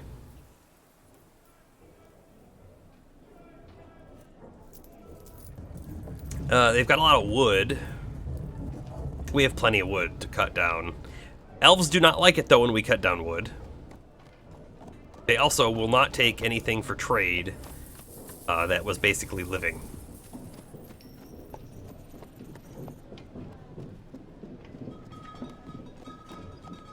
They have a porcupine, an iguana, a dingo, an aardvark. I don't want any of those. Like wooden weapons, I don't really want any of those. Bows are interesting because we can't make them. We also can't make arrows, so it's less likely that we really want one.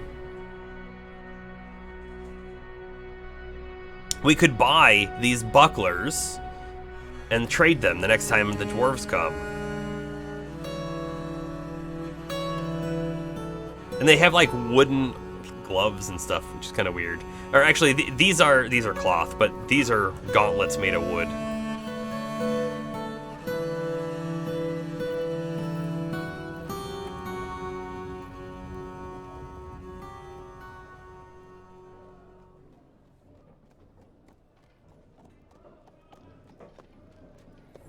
I'm not loving most of the stuff that they have there, and we're not allowed to sell amulets. So that's fine, but we're gonna buy something, I guess. Let's take a look at our bins. I don't want to sell them my metal bars. We kind of want all of that stuff. Finished goods. What do we got in here? Anything? Like, not much. They wouldn't take bone. Yeah, it came from a living creature. They would take pigtail cloth, but I don't want to sell that either. Finished goods. Let's take a look in here. We're not allowed to sell amulets right now. So, okay, so this is an important thing too. I think if we were to send this finished goods bin up here, that would actually get someone in trouble because it's not allowed to be in the bin when it comes up here. So we're not even gonna look at, I guess we're not even gonna look at these ones, even though that's like where all of our finished goods stuff is at.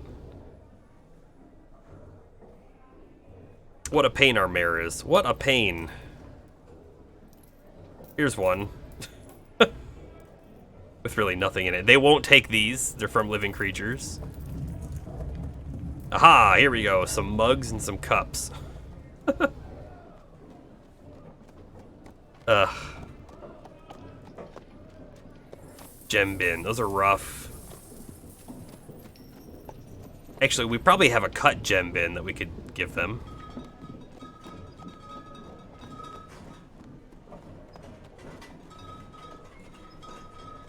Oh, here we go. Lots of copper goblets and whatnot. Let's bring this up there.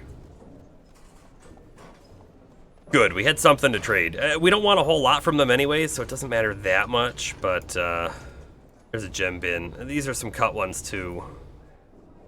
But that's okay. We'll use those. We should really like be encrusting things with gems. Encrusted goblets and armor and tables and all that stuff. We should really be doing that.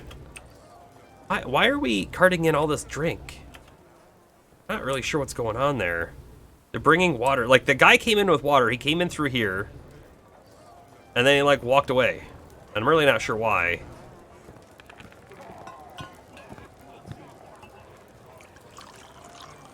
What's with this person? They just have no job. They're a peasant. Okay.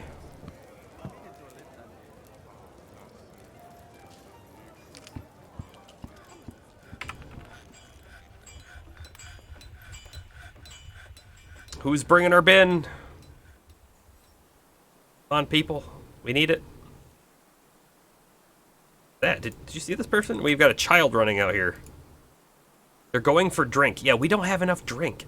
We need to fix this. We really need to fix this. Is this guy carting our stuff? Hauling copper goblet. Whoa. Are you hauling them individually? There we go. Trade. Let's see. The things that we actually want from you. And we might buy some things we don't want to.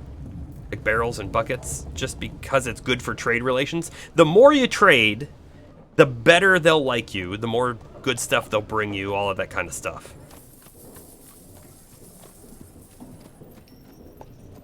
Trading is always a good thing to do. Like, let's buy that chest. Let's buy these macadamia nuts and all of this food stuff. Because we can use it.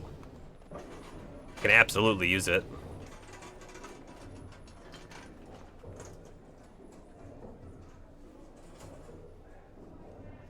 We have to be careful with clothing. If it says long or large, typically dwarves can't wear it because they're not as big as humans and whatnot.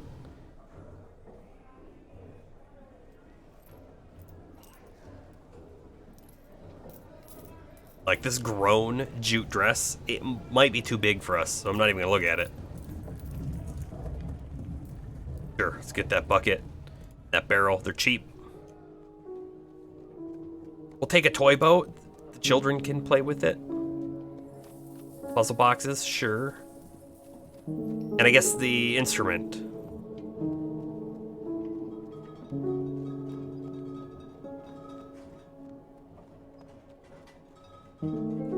How much does it cost to buy all of their logs? We're at 407 value on the bottom. Oh, well, turn me off for a second.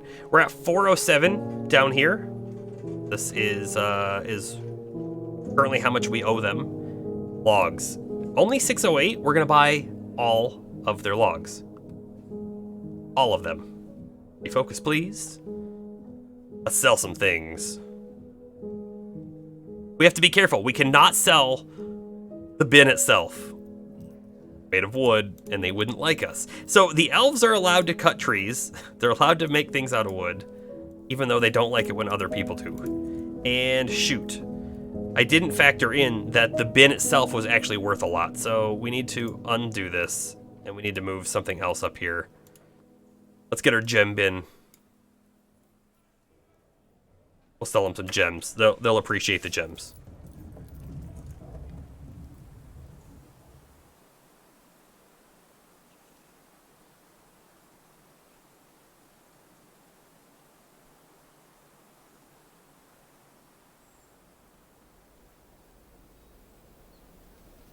Here comes our bin. In. All right, now we can go back in here and do this all again. We want all the logs. I said down here I wanted the instrument, the puzzle boxes, the boat. Cheap, so we'll buy those. Both the bucklers.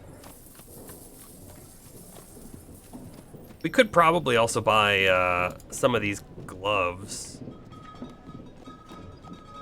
Buy the two cheaper ones, I guess.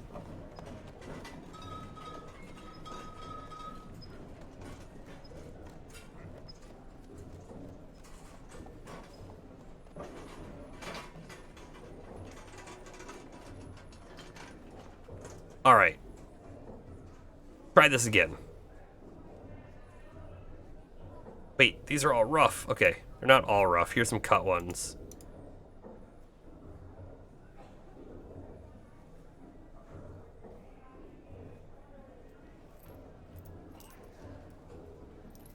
And we'll throw in some of our mugs. Our copper goblets are a great thing to trade.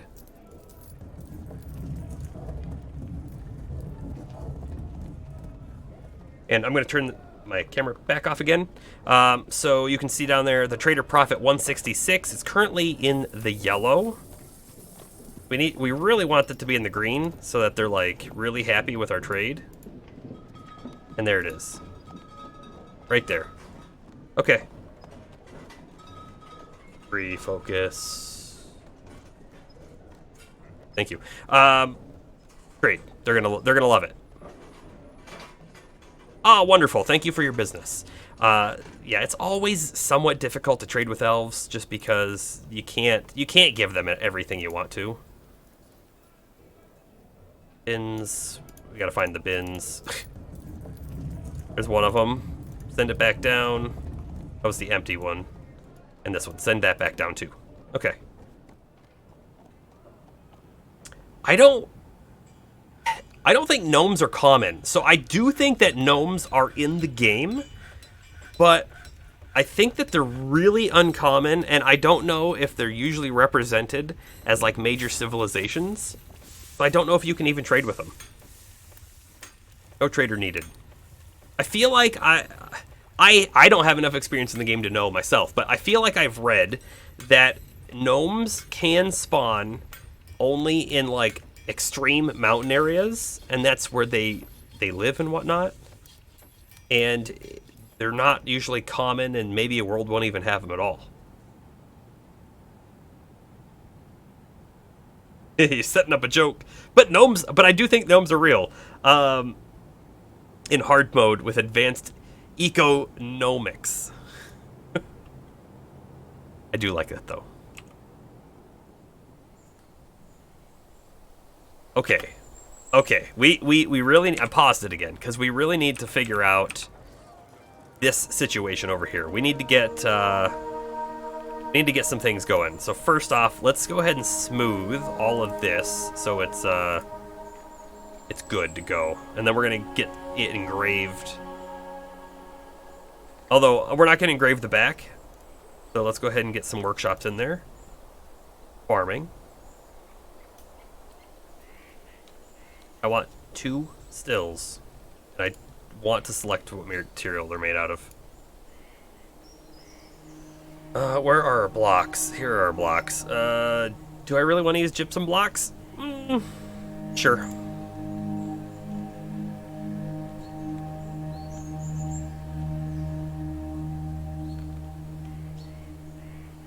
Kitchen. We'll also make those out of the gypsum. If I can find it. There we are.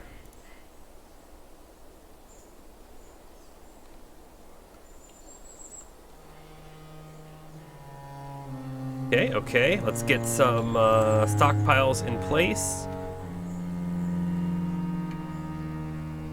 But like this whole section, honestly, all of that, let's hit accept. Let's go back into the redraw.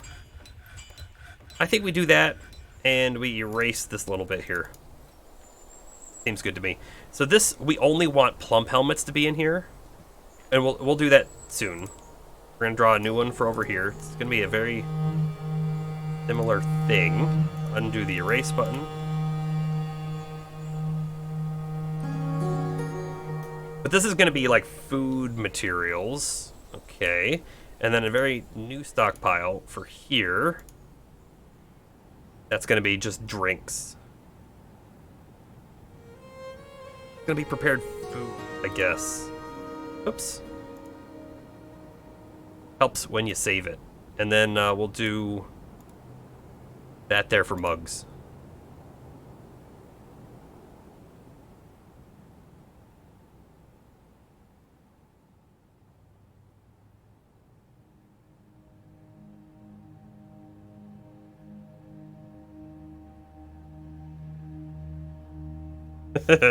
Bomber like your joke. Wait, we all liked your joke. Because I did also appreciate it. This is dining to bugs. And we take from bugs, enter. Okay, we should, so we could take from this stockpile. I don't know if we really want to. Why don't we just take from the global one? So overflow will go here and then it'll go down to the next one.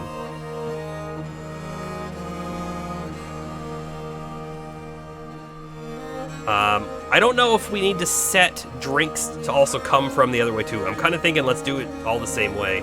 This is going to be a drink stockpile. Let's get that going. Food, drink, all. We could potentially get, what is it? Plant extract? No. Animal extract. Let's get milk in here maybe? Sure you can drink the milk? Although, it's probably better to turn the milk into cheese, so let's ignore that for now. So we'll just put our normal stuff in here, our wines and ales and all that stuff. We're gonna call it, again, dining to drink. And then this one is Dining to food.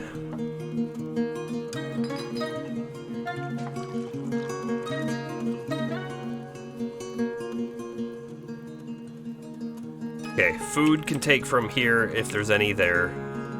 And then drink can also take from there if there's any in there. Come back down. We want this one. So this needs to be plump helmets. That's the main thing that we turn into drink. So, dining to plump helmet. Food. So this is like very specifically a plant plump helmet. Done. And you're gonna take... Oh no. I've overwritten some of this. Plump helmet, enter please, thank you. You are gonna take from here. Is this where our plump helmets go? Look at this one real quick. Food. No, that's just seeds. Let's remove that. What is this one? We have all of them being stored here at the moment, but I bet we have more than that.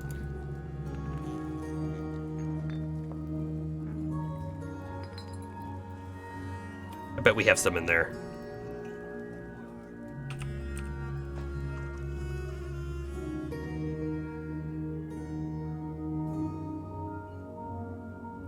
Okay, and then this final one, dining to, like, unprocessed food.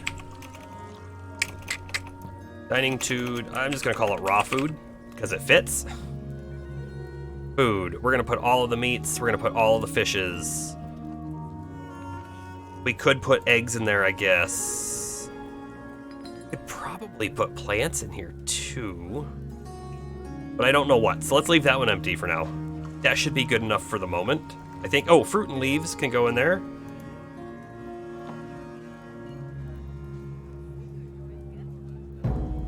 Yeah, that's good for now. You take from our global stockpile as well. We actually probably should expand this, because look, it's pretty full. Very full. And then let's just double check that these all have something to take from. They do, they do. Good. So we should get some like drinks and stuff starting.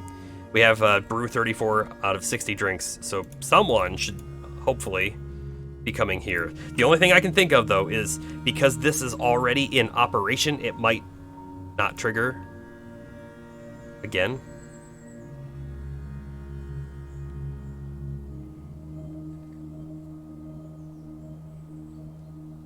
We have a scholar visiting, nice. We got more puppies, fantastic.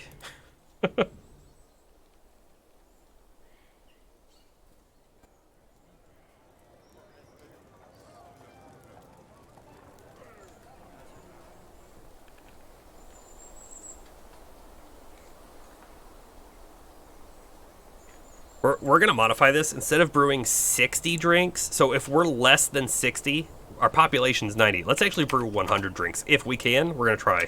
How many plump helmets do we have? We have 362, so we should be able to brew some of those.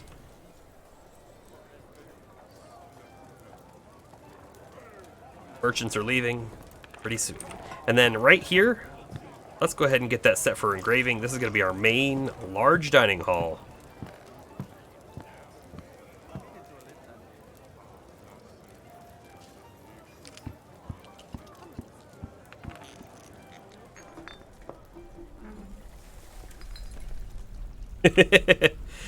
I came down here just to, I wanted to see if they had a cabinet. I couldn't remember if I gave them one. We did, so they're happy.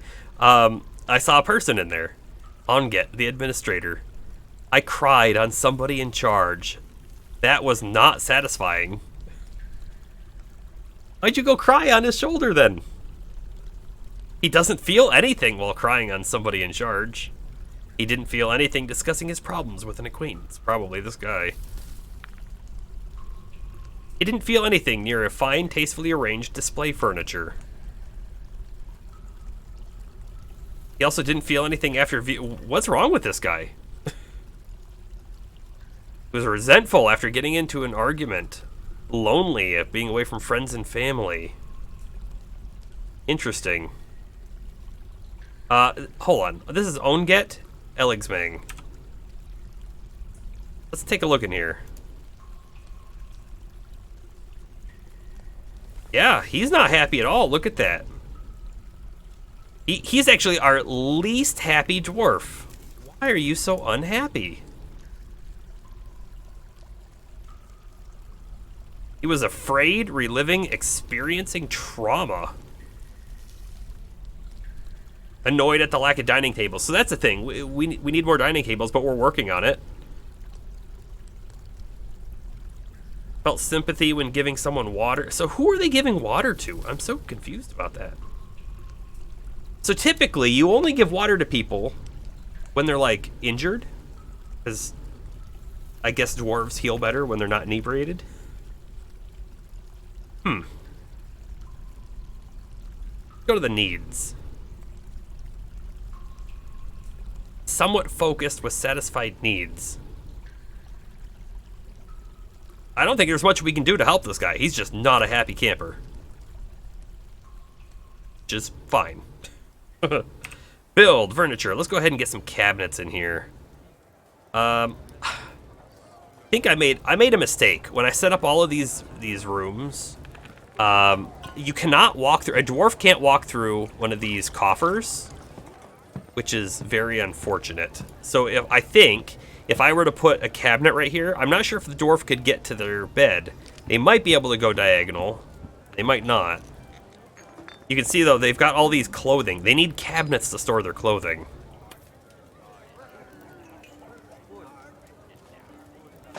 So I think we're going to set up the cabinets in here. I've done the beds correctly down here.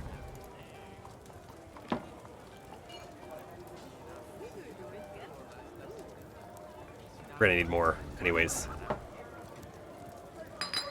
Never search to the song Dead Puppies without specifying that you want the lyrics. Oh, no. Oh, no. That sounds like a bad day.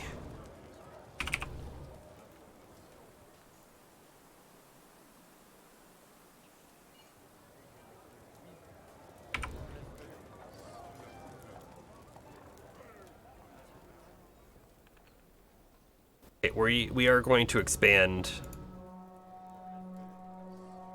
That's not what I actually wanted to do.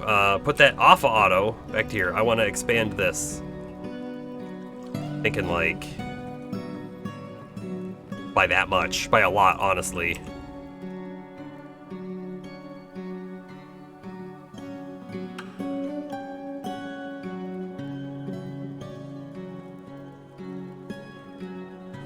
Yeah, yes. And unfortunately, I mean, some of our dogs may make it that way. Oh, we have some migrants. We were at 93 pop, and now we're up to 115. So we got new people in. We also got a new Craftsdorf guild established in our own fort.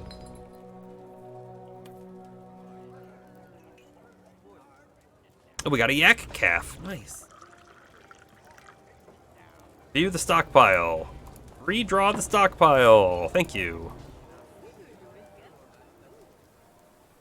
I might build walls here. I don't know that I love having that spot open. Like, people are running through the fields. I think that's a terrible thing. Let's build at least a single wall right here to stop that from happening.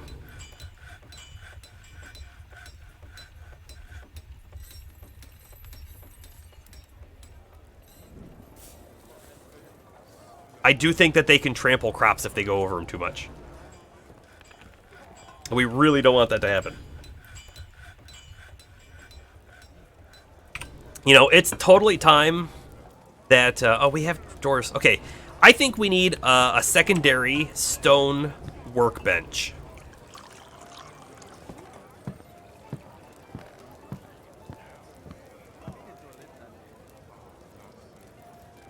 Because, like, this one guy or this one craft table is doing all of the work. Just not gonna, like, cut it too much longer, I don't think. Let's build it over here somewhere. Where's our like main stone pile at? Is this it? It's like full of gypsum. Our main stone pile is this one way down here, I guess. I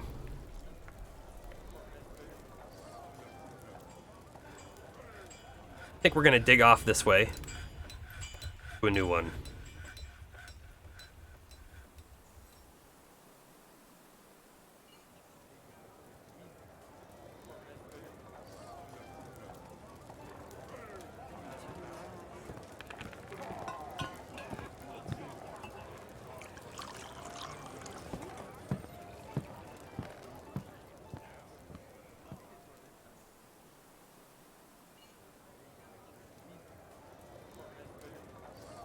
Couldn't click it for some reason. Let's get some blocks going here.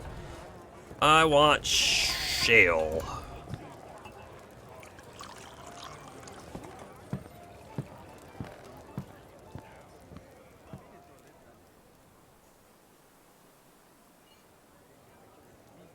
You know, maybe I'm going about this wrong. Maybe we should set up some stone workbenches down here, really close to these stone piles. And then we could set up like a stockpile down here for the stone things? Maybe? I don't know. Thought. We have a petition. The Geared Hall has many members in Quietmirror. So this is the guild that was just formed. They now require a guild hall. Must be built and furnished for Craft's Dwarf Guild. Sure, let's do it. Let's do it. This right here is one of our guild halls right now. So we could just like add a new room right next to it. I kind of want to give it like some extra space in case we want to ever expand this one. Let's do another one like right, there's our doorway. Right there.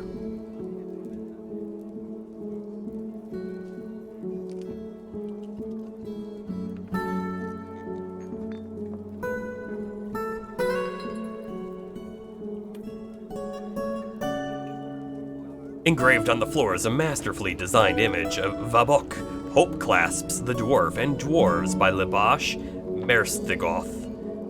Vabok Hope Clasps is surrounded by the dwarves. The artwork relates to the appointment of the dwarf Vabok to the position of militia commander of the Glove of Balancing in the mid-spring of 102.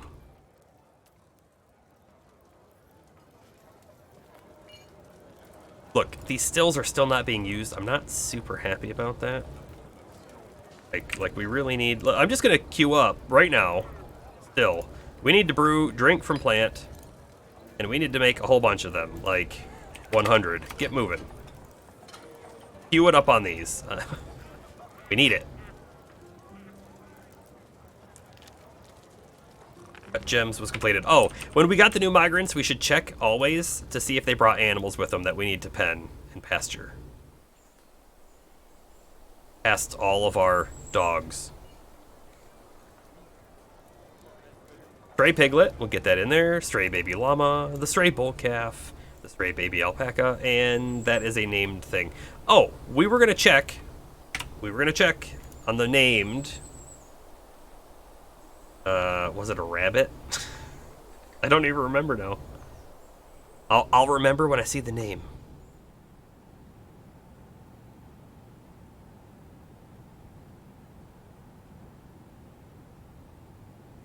Although I don't see it. I don't remember what it was. We were going to check to see if it was still hungry.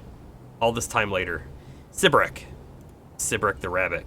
He is still hungry. Look at this. I don't know if he's still hungry or if he's hungry again.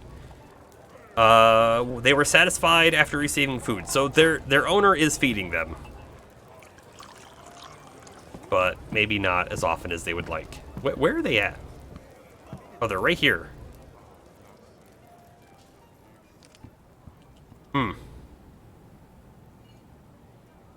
Their owner's not doing a great job. Let's just leave it at that.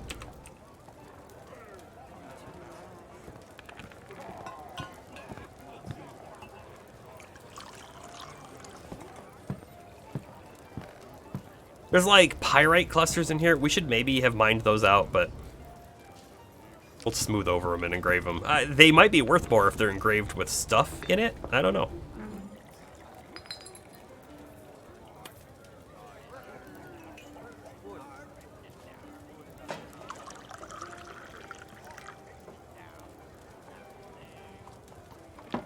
Are they gonna finish smoothing that last one? Come on. Who's doing it? There we go. Queue up all the engraving. They'll get to there soon. They did actually finish this whole thing here. So we can start getting our tables in. I don't know how many tables we have, and I don't care which ones they use, so we're just gonna get them in there.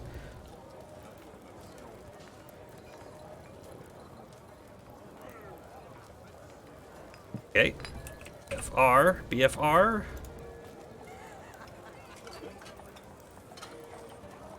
So I believe that when there's a chair here and there's a dwarf there, that another dwarf can pass through them to get to the next chair.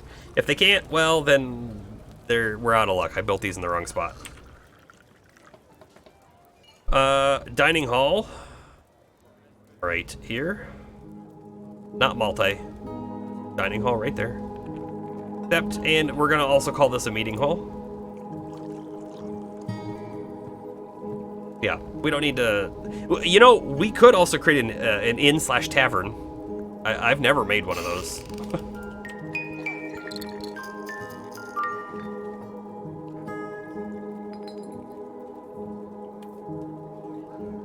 Guild hall.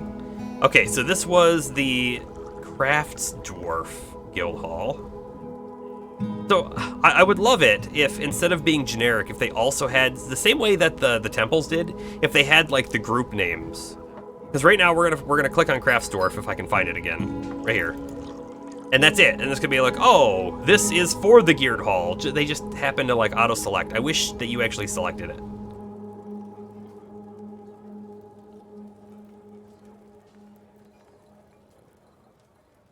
Your brain is slowly catching up enough to understand what you're watching.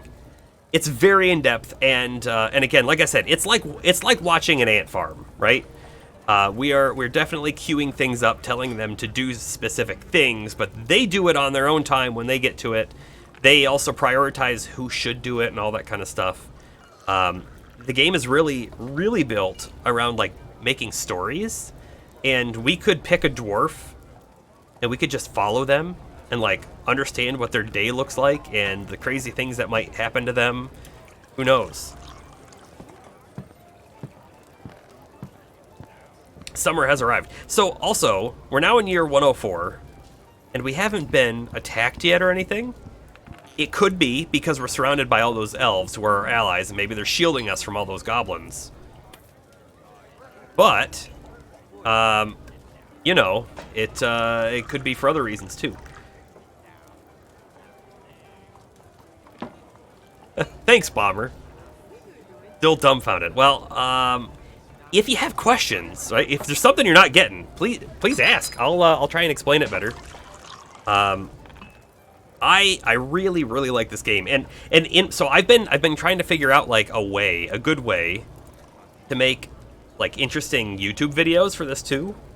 And I feel like just watching like the whole playthrough is fine, but that's what the stream channel's for. I need a soundboard because my soundboard would be like wah wah wah wah right now at this moment. I just said we haven't been attacked, and all of a sudden a vile force of darkness has arrived. Uh-huh.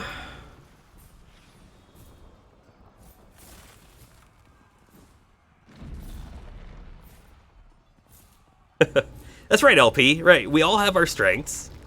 And we may feel like those strengths aren't anything special, but to someone else they seem impossible. Yeah, it goes that way for all sorts of things, right? All sorts of things.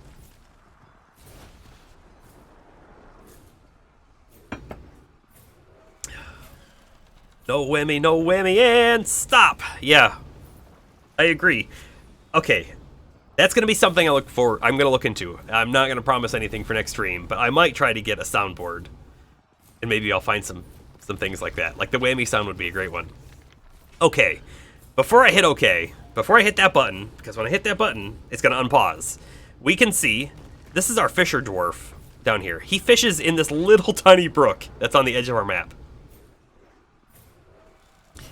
It's a really good thing that he was down here, because otherwise we wouldn't have known about these goblins probably until they hit our fort. So now we know about them early. But he might be in trouble. He's going to run. He's going to absolutely run, and that's great.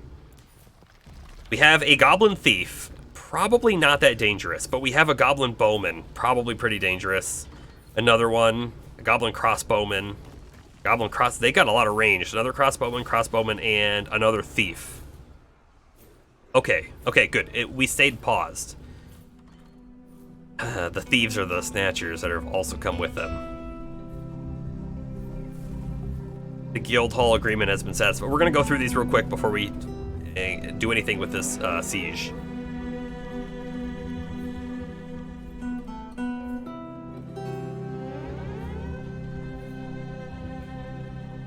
Masterpiece sock. All right, we have some options. What is this? Why is there vomit down here? That's gross. We need some rain to wash that away. Okay, we have some options, right? We have 2 drawbridges that we can raise those drawbridges, and when we do so, they won't have any way into our fort. However, if we raise them right now, our fisher dwarf is outside with no way to get in. Struggling to see them. I'm sorry. Let me come back down here. Hey, let me do it this way. Here we are. So here's our fisher dwarf right here. I maybe have been playing zoomed out a little too much. So here's all of these goblins who are just attacked. Now, when I hit play, they're going to start moving, and they're probably going to be more that show up as well. Maybe. I'm not sure if more did show up. What do we have here? The goblin crossbowman is fighting, and also the fisher dwarf. Let's take a look real quick. The flying copper bolt strikes the fisher dwarf in the right hand, fracturing the bone. A ligament's been torn, a tendon's been torn. A force bends the right wrist. He's in trouble. How fragile we are. This does not scare me. I've been wounded. That's very annoying. I must withdraw. That's right, run away. Here are some of those arrows that are flying through the air. Doom. Okay. So these guys are all gonna come up to chase, and I think, I gotta zoom out just a little bit more. I think that the goblins are probably gonna try and sneak in. I really don't want our fisher dwarf to die, but I also don't want the rest of our fort to die. So I think we're gonna queue up pulling the levers, both of these. We're gonna set them as high priority.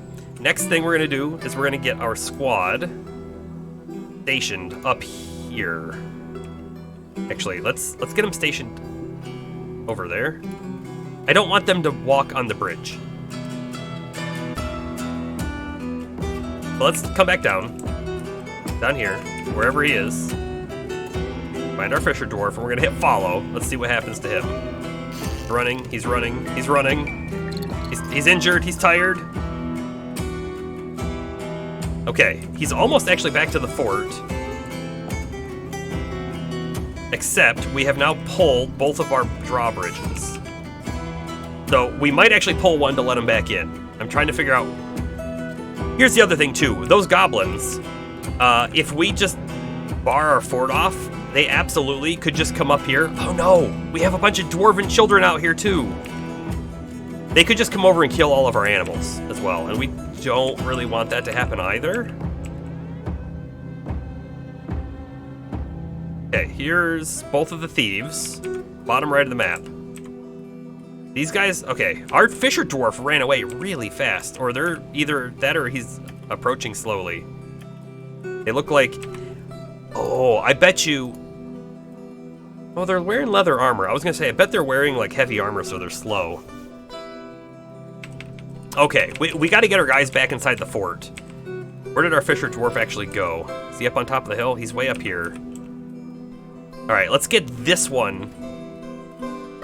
Shoot, let's get this one open back up.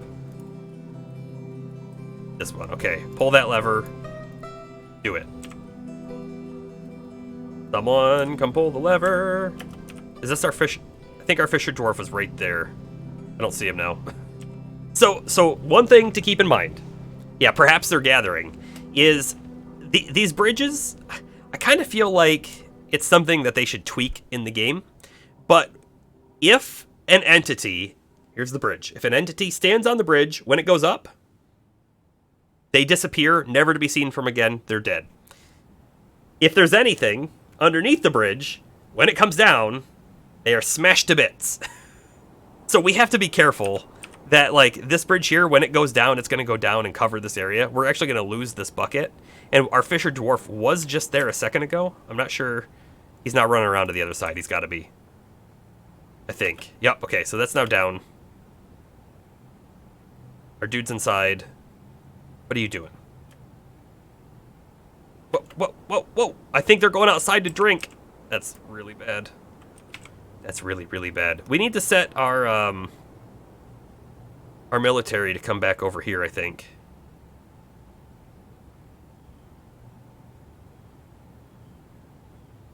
Now, these goblins are ranged, which is really bad for us. Let's find them. Going pretty slow, but we can't run outside and just attack them because they're going to get a whole bunch of shots in before we ever got to them. Oh, they're starting to move faster. They're definitely traveling in some kind of, like, close-knit formation, that's for sure.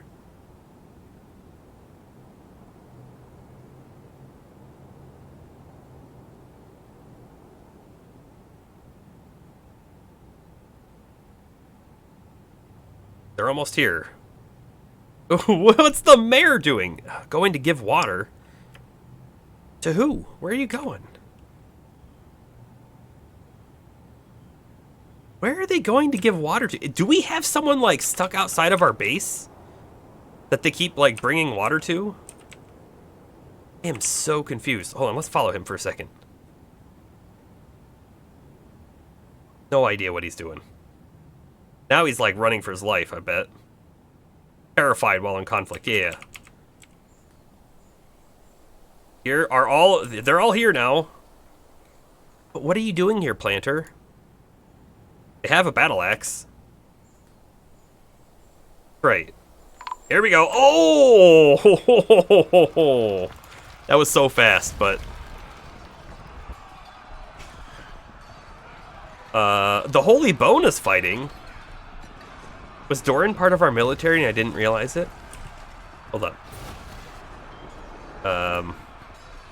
Nope, that's the wrong button. We don't want this one.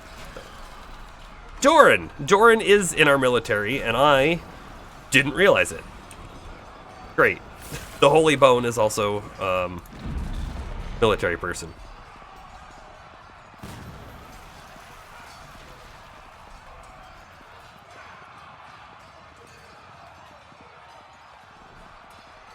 See what they do. The Holy Bone hacks the Goblin Crossbowman in the upper body with his copper battle axe, bruising the fat through the leather armor. Goblin Crossbowman strikes at the Holy Bone, but the shot is blocked. I have improved my fighting. That was satisfying. The Holy Bone charges at the Goblin Crossbowman. The Goblin Crossbowman looks surprised by the ferocity of the Holy Bone's onslaught. The Holy Bone collides with the Goblin Crossbowman, and the Goblin Crossbowman is knocked over. The Holy Bone hacks the Goblin Crossbowman in the lower body with his copper battle axe, tearing apart the muscle through the jaguar leather leggings and spilling his stinking guts. An artery has been opened by the attack. Yeah. Okay, so my military's like back here now. We gotta get them, gotta get them up here. Yeah, please attack that dude. We don't need the Holy Bone doing all the work.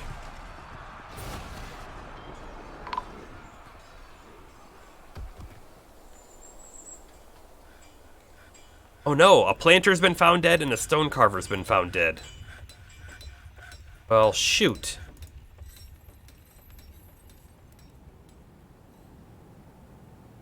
Okay, so there's one of the goblins is still out here. There's another one right there. So we're gonna say attack you. Attack you, attack you.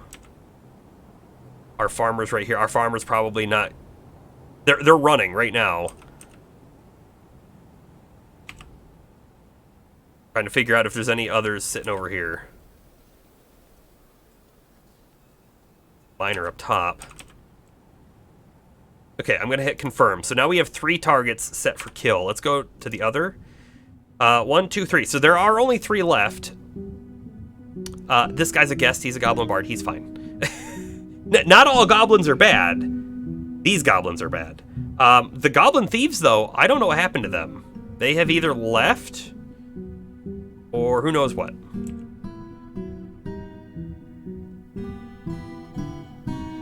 Okay. Eesh.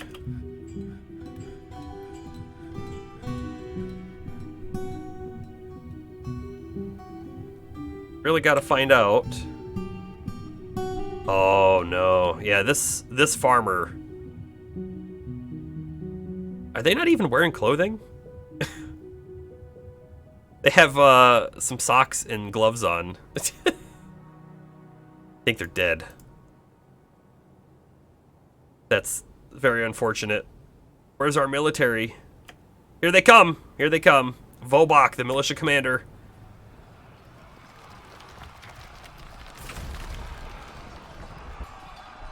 I think all of the goblins are now dead. But we did lose 1, 2, 3, 4, 5. Is that how many we counted before? We're 5? Sounds about right. Oh, and look, one of them definitely left the map. That's what that means, for sure. Alright, we're gonna actually tell them to come back here and stand guard right there again. And I want to get stuff here set to be able to be picked up. Also, we can pick up their arrows that they've shot. If we can even find them all.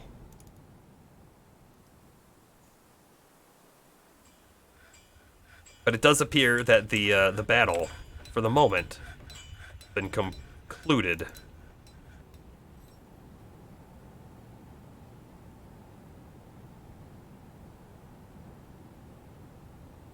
Although it is very unfortunate that we lost so many people.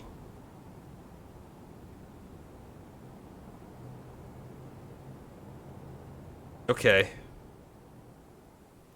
Looking for more of those arrows.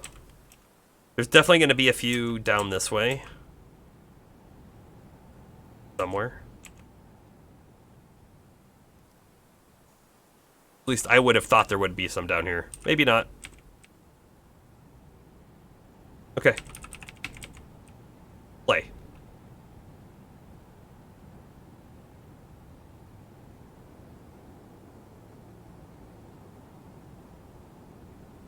Okay, so the people who have been found dead, Zan, Bomerkanzos, and Adil Avunzinod have been found dead. We're going to need to get some engravings going for them. Let's take a peek. Not there, but down here. Do we have any slabs to engrave? No. We're gonna craft some slabs.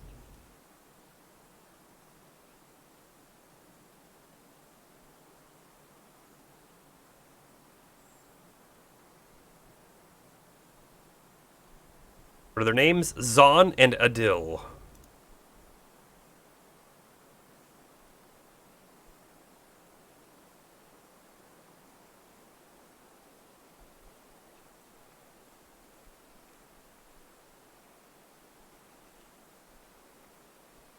Okay, they should get on that.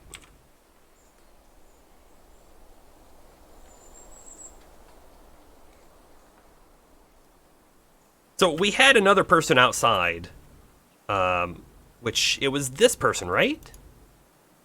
The person who was only wearing socks and things for some reason. It's possible that their old clothing is just worn away. It's giving you Fire Emblem nostalgia.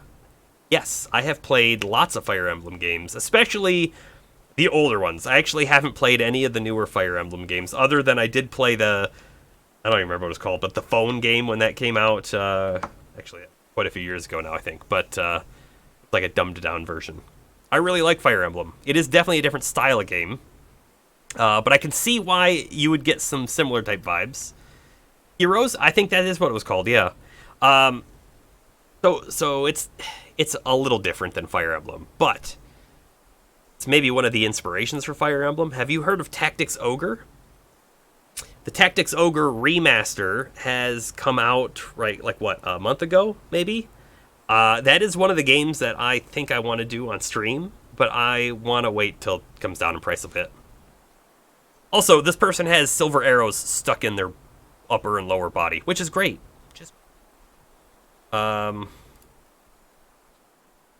This is our hospital right here. It's actually a really small hospital. We may need to expand it.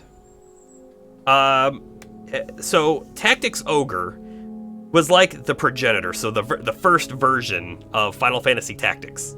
Final Fantasy Tactics was almost built off of it. So if you've heard or seen Final Fantasy Tactics, it's a lot like that. It's considered the harder game, though. Man, they need all sorts of things here. Who else is in bed here? We have our Fisher Dwarf. Our Fisher Dwarf lived! How about that? The right hand is the only thing that got injured. How about that? And their wrist, I guess. And it has been sutured. Ability to grasp, somewhat impaired. That's actually really bad for a fisherman. This is our chief medical dwarf, and okay, so let's take a look at our hospital here. They still have things. They have everything they need. Okay. They should be going just fine.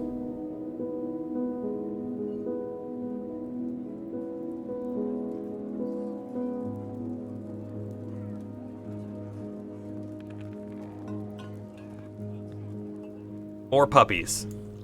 Fantastic. Fantastic. Think. Okay, good. This person's making the slab.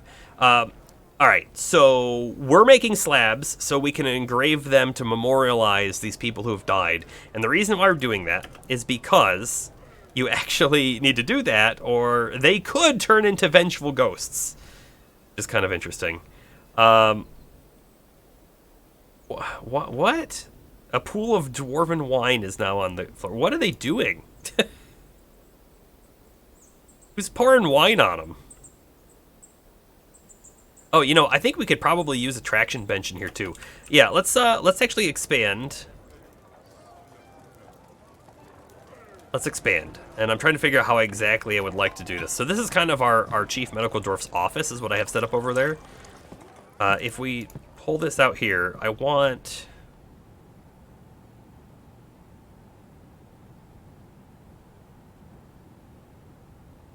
like another space that's basically the same size as this, and maybe a way to get there, like here.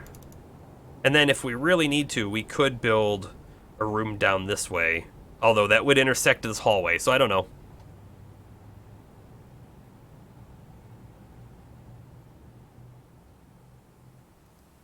And maybe before we do too much more, we could get a tomb set up. Maybe down here. Kind of like putting our tomb sort of like, it'd be 2 floors, but under where our temples are at.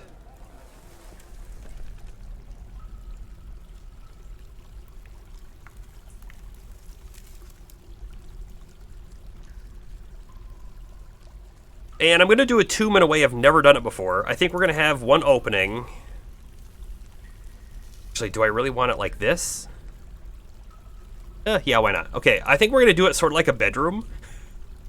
A bedroom for the afterlife, where we're going to have the actual casket in here, and then we'll have their engraved slab in there as well, and then there'll be like a viewing room. So I go in.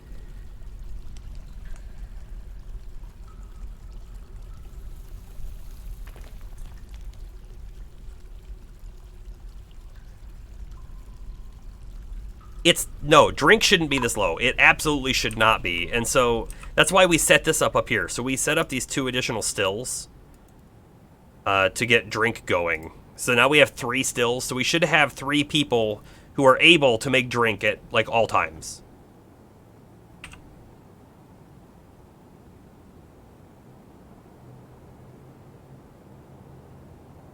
Carpenter barrel. I want to get a bunch of barrels going here too. Let's make like 20 of them.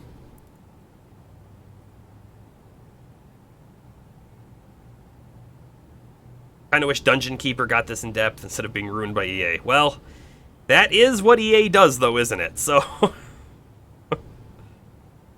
So here's the thing. I see these guys are coming in here. They're definitely brewing right now, but they can't store anything here because our drink stockpile doesn't have any barrels. Or does it? No, there is a barrel right here. But they're not storing it here. They're instead, like, let's watch this guy. He's not going to store it here. He's going to... What are you doing? He's going to get more stuff to brew. So I guess we have a wine barrel made out of copper, interesting, right here, right now.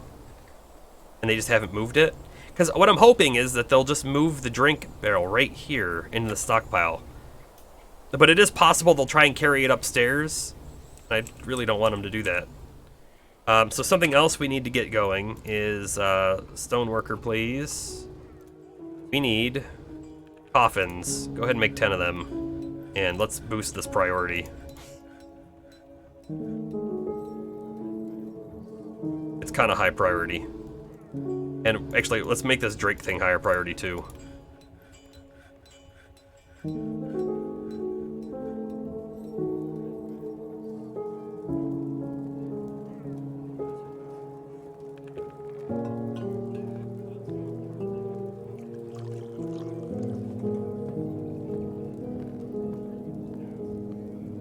Okay. Our hospital is now bigger. We're gonna get... My headset's beeping at me. Gonna get that plugged in real quick. But we're gonna get some more beds in the hospital, just in case we have, you know, more than 3 people who need to be helped at any given time. Whoa, okay. Game minimized when I plugged it in. Windows always thinks it's helping. It's usually not helping. And then we're gonna get some traction benches in there. The traction bench, I don't exactly know what the traction bench is, but it definitely is used for, oops, I think operations at new task. Wait, why are they canceling? Oh, because we don't have any tables. We have like all these rock things that just aren't being done.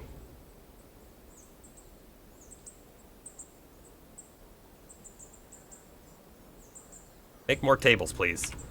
And you know what else I think we're going to do? I think we're going to come down this way, and we're going to make, like, more stoneworker setups.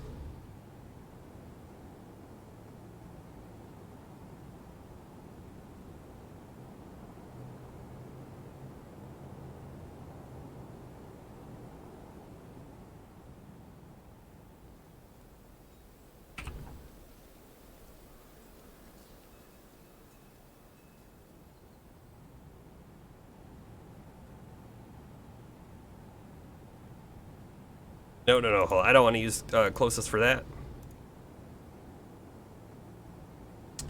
I'd like to select because we want to use some of our blocks, like the gypsum blocks. We have a lot of them. Someone dropped the sock! The pretty bad looking sock. There are so many dogs following them, yeah.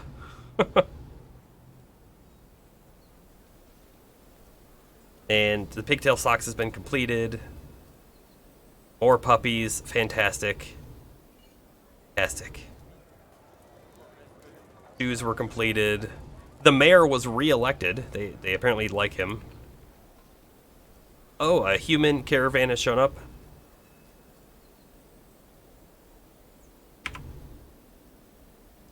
Oh, geez. You know what? I don't think we need to station our dwarves here anymore. Let's cancel their station. They can go back to doing whatever they were doing.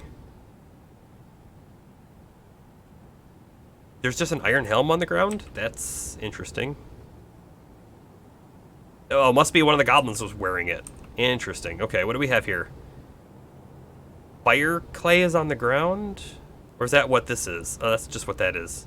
There's mangoes on the ground.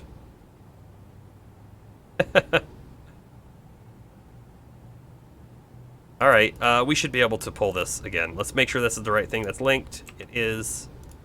Pull that lever, anyone. And we want our broker, and we're definitely going to move some things up here to sell. Bins. Finished goods. Maybe not this one. Oh yeah, actually, let's get rid of all those broken clothing, if they'll buy them. And, okay, we still can't ship something. Amulets. Our mayor really likes amulets for some reason. Are these cut gems? Yeah, let's go ahead and grab the cut gems.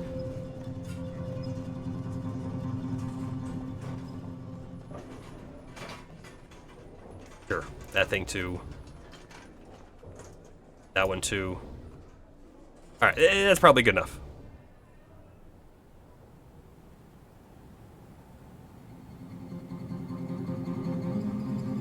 You're watching my drink?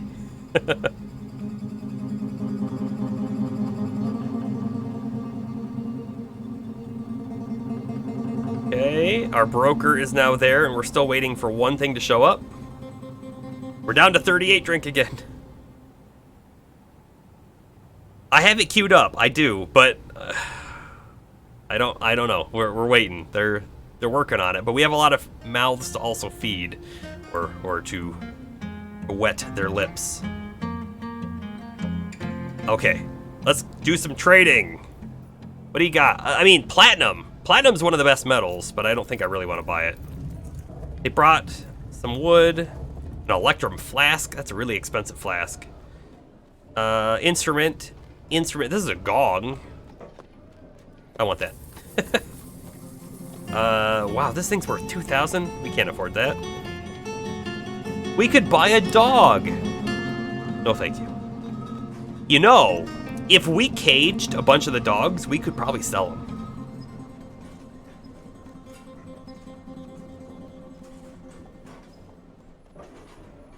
We could buy some sewer brew. That's a drink. Artichoke wine.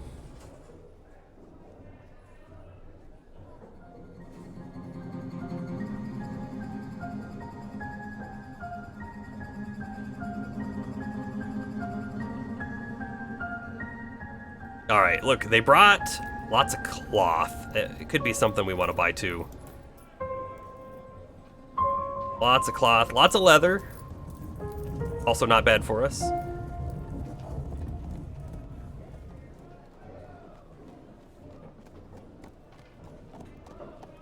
Bolts, some arrows, anvils. I'm not in love with most of this stuff. I think we will buy the meat. Whoops. Buy the meat. Okay. Buy the meat. Thank you. A lot of meat. Buy the plants. Leaves and fruit, sure. Buying all these different sorts of food items is actually good for the dwarves because it gives them variety. Not necessarily because we need it. Although, the leaves and fruit stuff, we might be able to brew drink off of it instead of the plump helmets. Although we have plenty of plump helmets, they're just taking their sweet time to do it.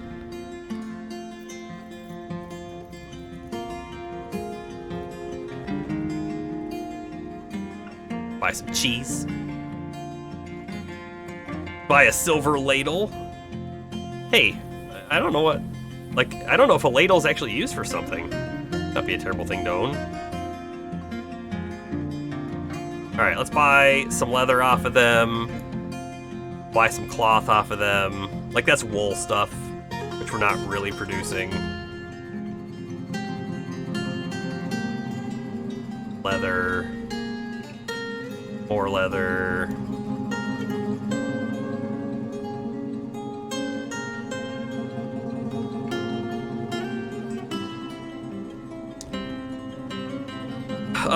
Let's see. Sure, we'll buy that box. I don't know why, but we will. They have a fancy iron pick. A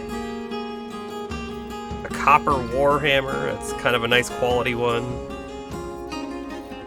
Golden salve barrel. That's really expensive. I have no idea what that is.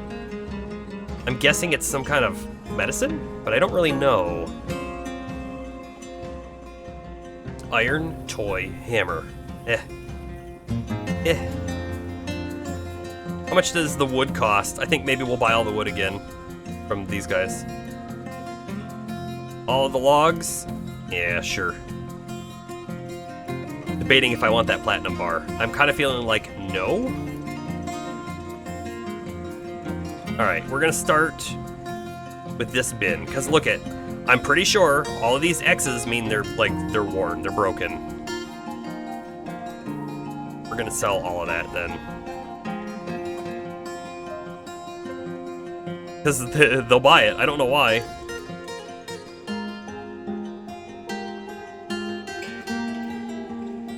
You can buy that scepter, and the bone figurine, and the lead flask. I would recommend not drinking out of a lead flask. Very, very highly recommend that.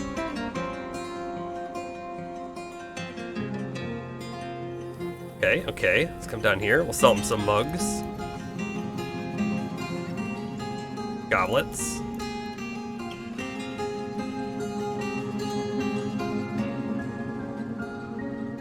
Sure, we'll sell that bone scepter. And actually, we're gonna sell the leather water skins because we're gonna be able to make some more of the leather we're buying from them.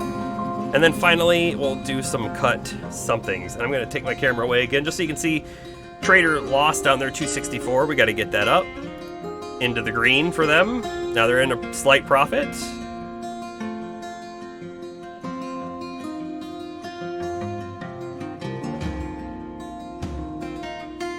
Come on, turn green, please. Be happy. They're taking all my gems. Okay, we're there. 696 trade. They're happy. Wonderful. Fantastic. Broker's no longer needed, and we will take our things back. Bins. That one. Those ones. I don't remember how many we had. Probably about it. Okay, we're good. I'll go grab all that stuff back now.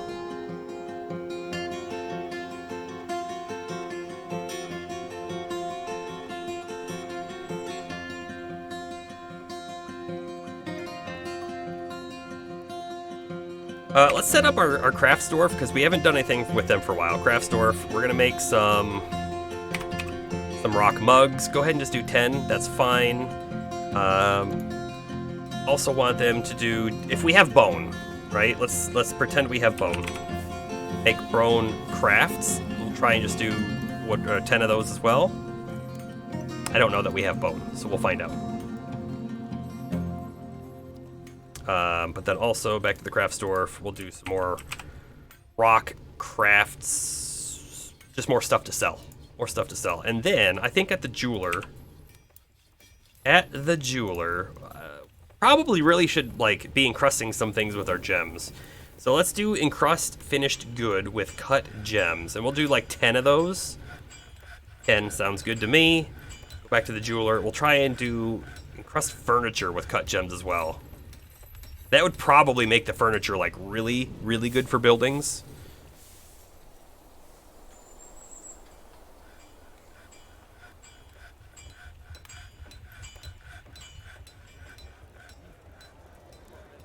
Did we get any of our table? Okay, we got 2 of our coffins. That's what we needed. Get those coffins going. Before we do that though, let's go ahead and smooth the tomb areas out, and then we'll engrave them. I don't know that they need to be engraved or anything like that, but it just seems like a good thing to do. And while they're doing that, let's take a peek. Right, we still have people queued up here. That's good, they're still brewing. I mean, it's possible, right, that we're just drinking it as fast as we can make it. Possibility.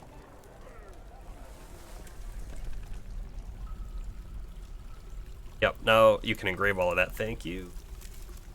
And I can probably tell you to build some things. Is it furniture? Burial, yes. Put that in.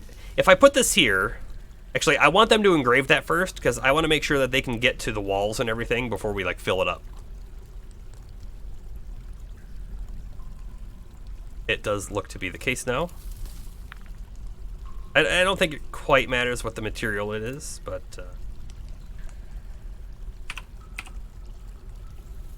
doors can be anything.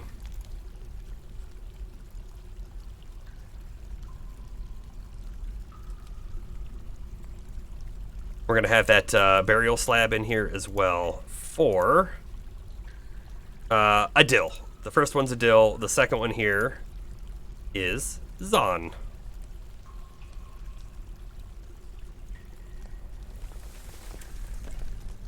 Bloodstone coffer. And then we can set tombs, or let's put this on the multi. Should say 2 tombs created, done, and then we're gonna select each one individually. Zon was put in there, and a dill was put in there. They did that automatically, but did we put the right slabs in the right spots? Because now I don't remember. This is to a dill, and that one's going to be the other one. Okay, so hold on. We have to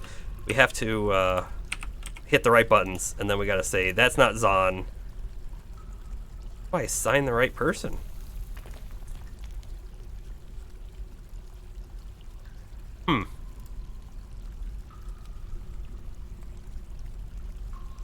Okay, well, here's what we're gonna do instead. We're gonna we're gonna take down the slab to a dill.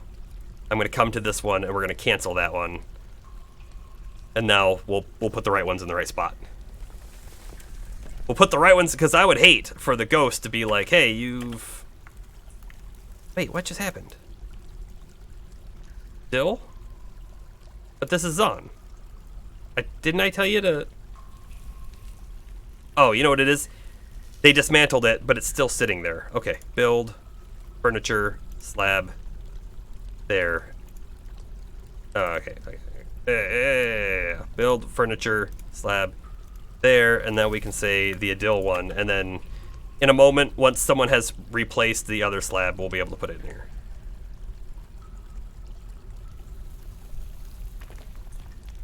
There we go. There we go! Good. And we may as well put the other things in there, and then when the next person dies, we'll be able to fill it up.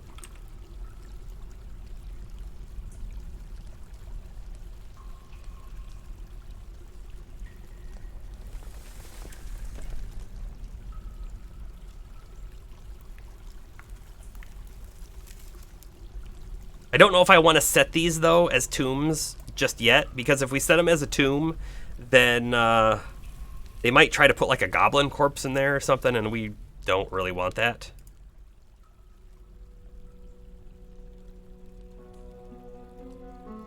They are playing make-believe in the tomb. Good job, kid. Oh, look, more puppies. Why is this happening to us?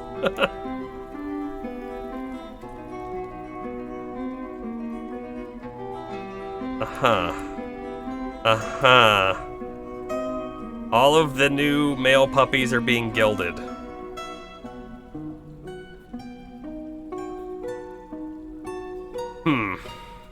We have so many dogs. I should probably just be training them all to be war dogs. And then, like, assigning them to our militia. It would seem people are getting upset. I don't really think so, right? We have this guy who's pretty upset. Our Fisher Dwarf isn't doing too good, but he was just attacked. We have a baby. Everyone else is kind of in the yellow, and we have a lot of greens, so...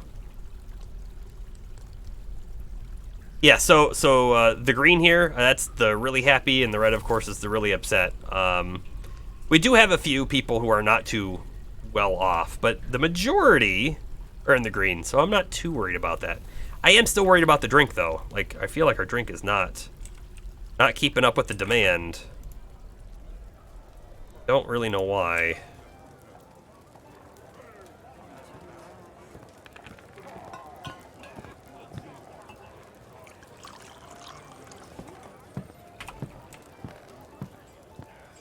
Because we have enough plump helmets, right? They're brewing all of the things off plump helmets. We have 193 supposed plump helmets that are ready to go. Hmm.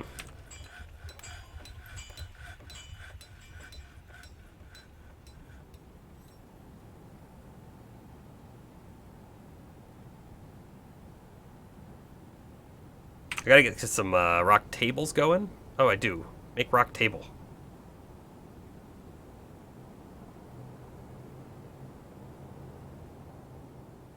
None of these things have the table queued up. Maybe there's too many things already that they're working on. How many gypsum blocks are we still doing? I'm kind of feeling like we cancel this. We gotta free them up to make some, like, actual items. Oh, the second to last one was at 2? Now it's at 1? Oh yeah, that means that they got a little happier. I mean, we can go back in here, right? And we can take a look at the Swords Dwarf. Let's look at them, right? They felt lonely, so they're away from friends and family. Didn't feel anything after teaching striking or sparring. Didn't feel anything after sleeping in a good bedroom, so that's not good. I mean, he seems depressed. It has some trauma, probably from the, like, attack stuff that they were just in. If we go into needs, most of the needs are green, right? So we could try to offset their dissatisfaction by putting in things around where they spend a lot of time that are, like, fancy.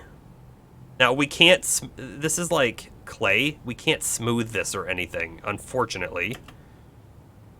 But we could put statues and stuff in here. We could put, like, higher quality beds in, that kind of stuff. Also, we got more migrants. I don't know if that's more puppies or the same puppies. I hope it's not more. Another thing that I think we need to take a look at. We have Vabok and Meng, and they don't have pictures here, which makes me think that they might not be around anymore. Let's look for them. Vabok. They are, oh, they're the militia commander. I don't know why they don't have a picture. That's kind of weird, right? What about Meng? Where's Meng?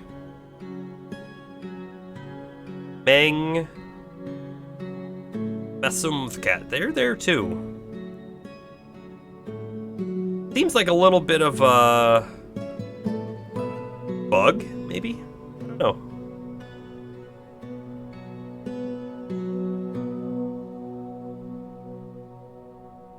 Nine more to the population. Yeah, so we're getting up there. The more people you have, right, the more wealth you have. So that's what drives people to want to come here. And that's just having wealth, but also trading. So the more wealth you do through trade, the more your word gets out that you're, like, a good place to, like, be.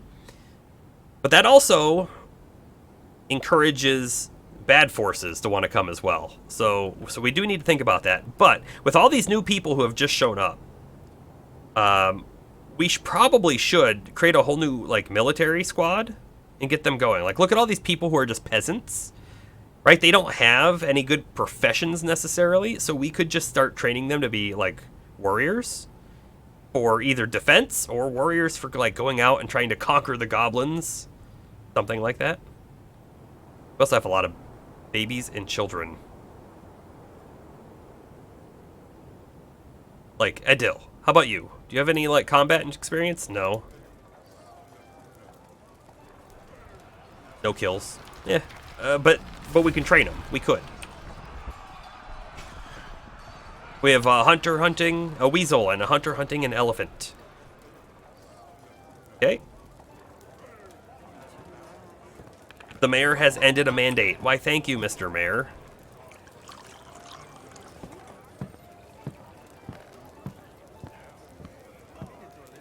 Okay.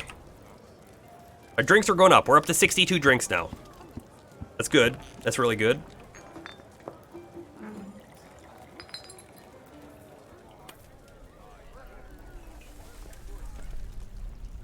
$72. We're making progress. And it could be the fact that we got some more people in are able to help out on some of the other chores that are happening around our fort. A hunting dog has been found dead. That's unfortunate. The mayor has mandated the construction of certain goods. What have they mandated? Bucklers. Okay, we'll make some bucklers. Iron buckler. Let's actually make like 4. And how much coke do we have? Okay, because this is the fuel that they use when they're smelting things or forging things out of metal. Let's go ahead and do some more metalsmith. We want iron. I want some iron battle axes. I think 10. Like, let's get 10 of those. We'll get some iron short swords, maybe?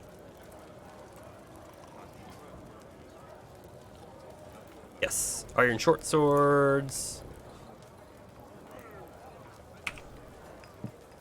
We had silver, right? Because silver, I don't know why, but like the different metals do different things. And silver apparently is a really good hammer. Probably it's called a silver war hammer, probably. We'll make some silver hammers. We'll let that go. Above 80. Or at 80. Nice. Now down to 77. Okay, dogs. Let's look at our dogs again. Okay. We have a couple stray hunting dogs. Let's go ahead and get them on the hunters. Where are you at, hunters? One's listed as a ranger. Here's Hunter Sodal, the hunter. Where's our other hunter? Rith is our other hunter. We may as well start training up. We have some more stray hunting dogs. Rith can have another one. And Sodal, if we can find them, can have the other again. And then we could be training up some more. We have some more stray war dogs here. Let's go ahead and assign them off. Militia commander. Actually, let's let him have 2.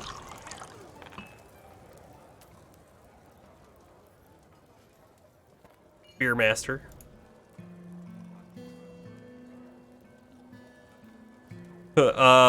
Joran, who's our holy bone, who's also in our military, can have one. You know, because he's the holy bone, he should really either not be in the military or he shouldn't be the holy bone.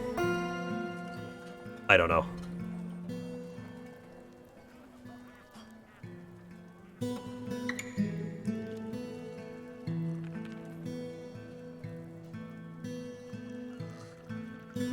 Also, when someone's name is blinking, that means that they're a legendary something.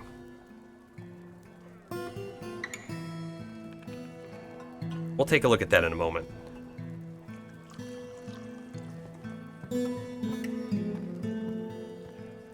I'm looking for like other military people. See, this is one of the problems. This is one of the main problems that I have with this game. It just needs to have a sort. Like, we need to be able to be in this menu and be able to search for a name, or we need to say like, is a military, like a member of any military, or something like that, right? We need to be able to see this stuff. Because I didn't see any of that stuff, so I don't know who to apply it to. You know who I do want to apply it to, though? Our Fisher Dwarf. Our Fisher Dwarf can have a war dog. If they ever get attacked again, they'll be good. They'll be ready. We're going to have a couple of these dogs train as hunting dogs.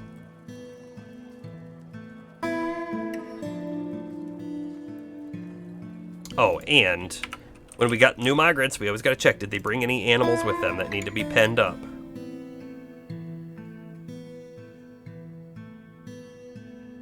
Water buffalo, bull calf, cow, stray bull, a reindeer calf, okay?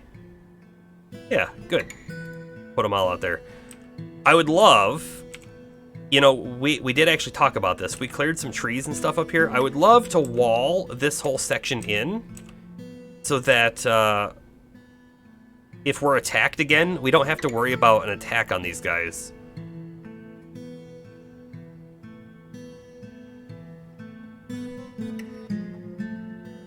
Someone got attached to a steel battle axe, one that we just probably made.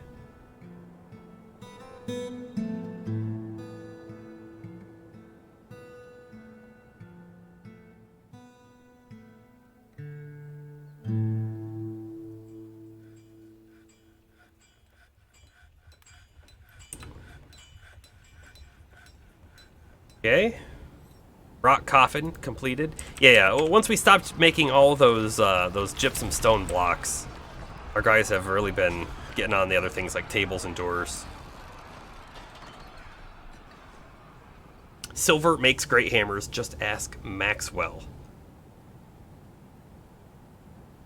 I'm sure that's a joke, and I don't get it.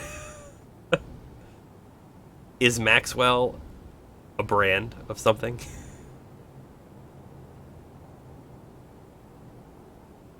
-1 yellow, +1 orange. That is that's definitely a movement thing from Fire Emblem, right? The attack and then its range or the movement that you do when you do the attack. Oh, no, happiness. Ah, I see. Gotcha. Someone got a little less happy.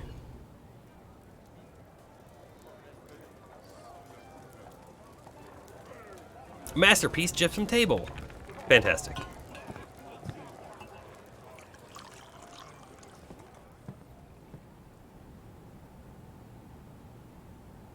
We're gonna get 2 traction benches in here once they're made.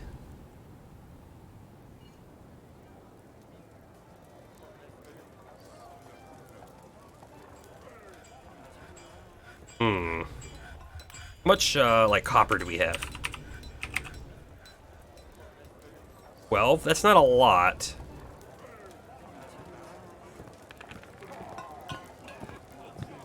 Okay, let's look at just bars real quick. 271 iron. We got a little silver and just a few copper. Okay, it's time. It is time. We're going to go down to the deepest depths that we've been to, and this is where our big like stone stockpile is at.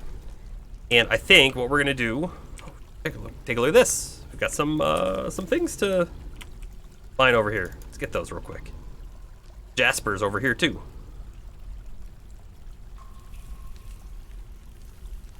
But I think I want to start digging deeper. And when I think about digging deeper, I also want to make sure that we're like somewhat safe in the way we do it. Maxwell's Silver Hammer is a Beatles song. Ah, okay. So, I don't want to keep going down on this stairwell. We're going to do a new one. And if we do it like somewhere over here, we could build walls and whatnot to make a little safety path. That might be what we do. Digging some stairs. Let's go down all the way to like elevation 0.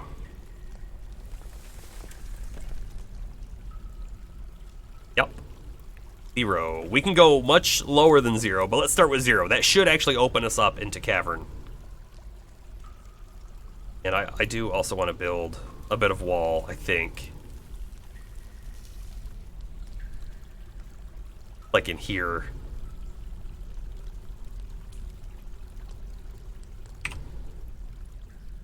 Yes, make it out of gypsum blocks, please.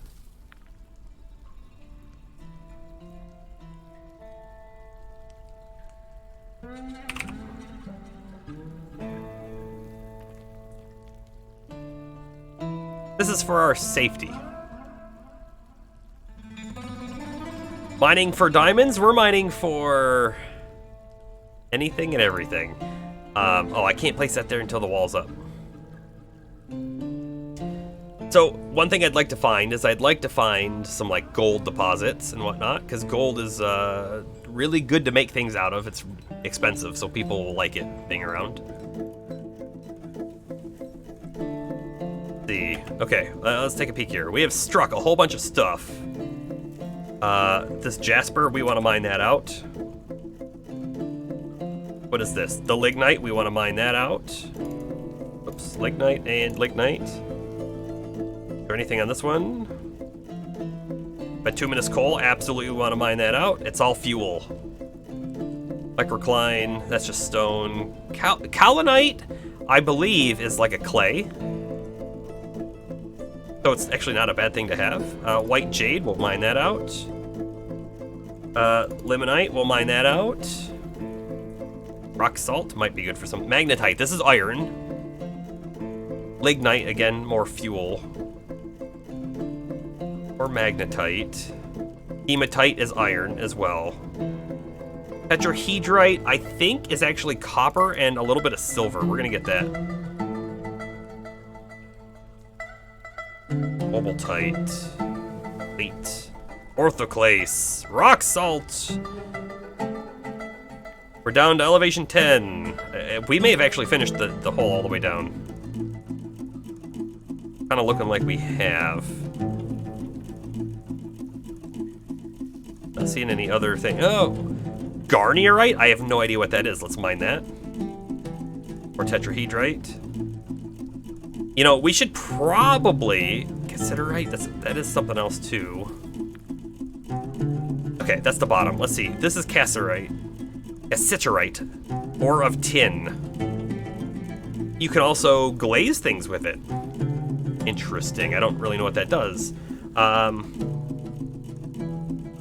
Yeah, I mean, well, everything has a use in this game, right? But one thing we should probably do is let's get some more miners. We only have 3. This guy's a high master miner. He's in. Let's go down and find one of our peasants.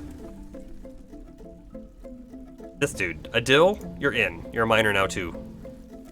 The miner, like, being a high master just means that you're gonna mine faster. I don't think they do, like, anything better necessarily. It's just faster.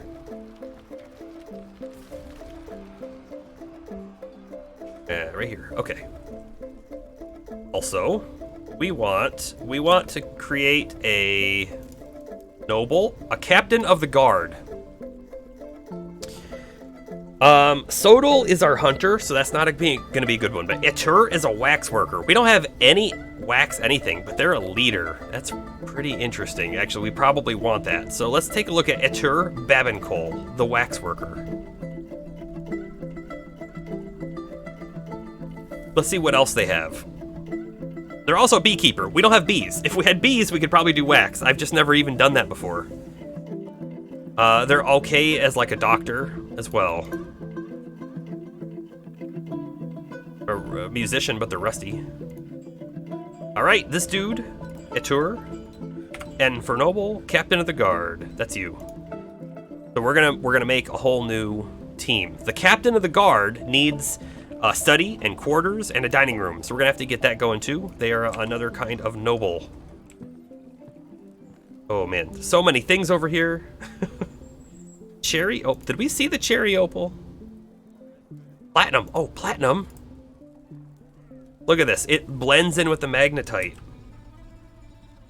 Mine that platinum.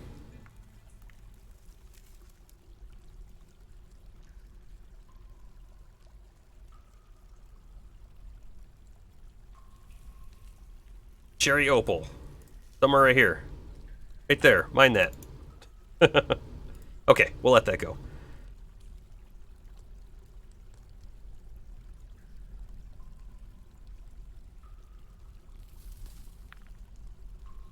And then we need a new squad, and this is going to be Captain of the Guard squad. And here's the thing, right? We could make them like archers, but I think we stay with metal armor on them, and so they'll be melee themed. I would really like to set up archers though as well, so that's probably going to be the next squad we make though. Assigned to position 2. The real thing is though, we want to find like our peasants, the people who are new that don't have any like real positions yet. Actually, I'm gonna go to the very bottom of the list. I bet they're gonna be down here. I don't know that. Here's one. Alath. No relevant skills. You're in. Wait, no. Didn't we just make Alath something? I feel like we made him a miner. Oh well, that's fine. Peasant.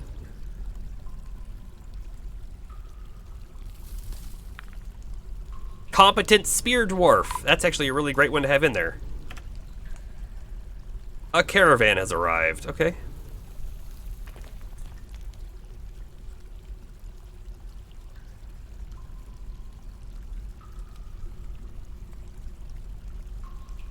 We have 6 people in there now. That might be enough. That might be enough. 1, 2, 3 more peasants that are there. I'm kind of thinking, like, what if we leave these 6 guys in our base defense force, and what if we put some more peasants in the first group, and then maybe we'll send them out on a raid.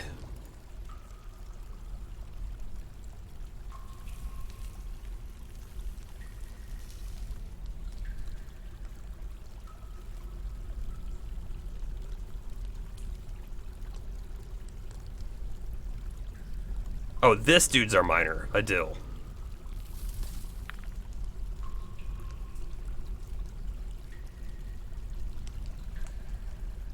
Oh, we got another unhappy-ish person. Okay, we'll have to figure out who that is.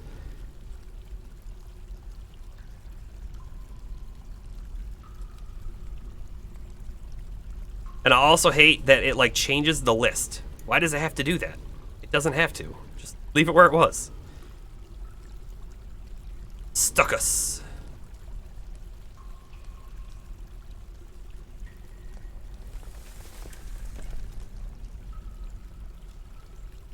And thicket. And do we really want to find one last person to fill out the rest of the squad? Might not be a terrible idea.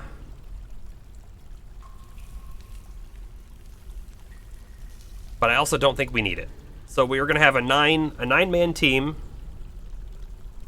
Yeah, we're done there. 9-man team.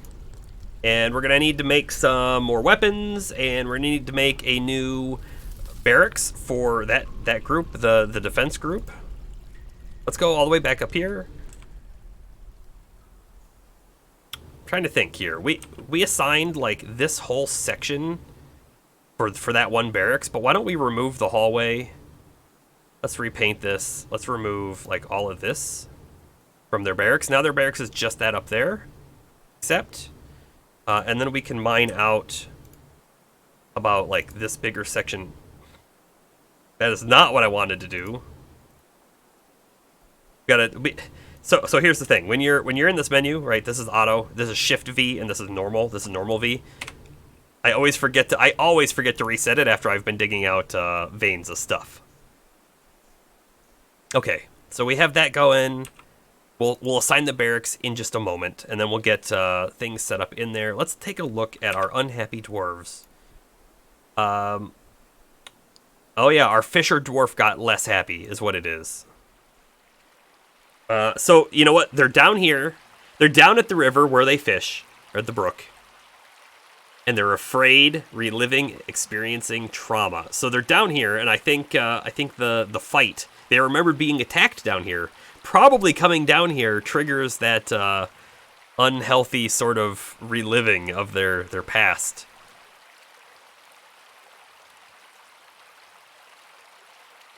Yeah, it is fair. What could we do to help him out, though? He needs alcohol to get through the working day, but what dwarf doesn't? He does like working outdoors, so that's a good thing. Doesn't really care about anything anymore. Definitely depressed. Dreams of creating a great work of art. I mean, that tells me that they want to be a crafter, which is not something he's gonna do. Unexciting, you were attacked. Doing nothing creative. Lack of decent meals. Okay, we probably need to start getting some more meals crafted. Unfocused after being unable to fight. We could put him in a squad to train every so often, like train for 1 month a year or something, and that might help him out. Was unable to help anyone. Was unable to admire art, make merry. Lack of abstract thinking. Yeah, I mean, like, this guy's got some, like, high wants. I see why he's depressed. Being away from friends. Practice martial arts again. If we put him in a squad. So we could make a squad that he goes in that's, like, just a small, like, weekend warrior kind of squad.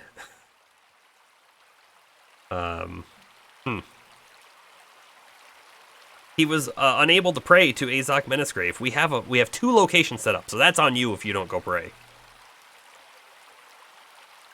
We could turn off fishing and just stop him from fishing. You know, his hand was injured as well. Actually, let's take a look. Right hand skin, fat, muscle, wrist, muscle. It's been sutured. So, here's the thing, though. Remember, it said when we looked at him before, he had trouble grabbing things. He no longer has that problem, so he's mostly recovered, which is good. We can even see. Evaluated on the 4th, on the 7th, received the sutures. Got spider silk dressing, that's bandage, basically, cloth. They cleaned him with elephant soap.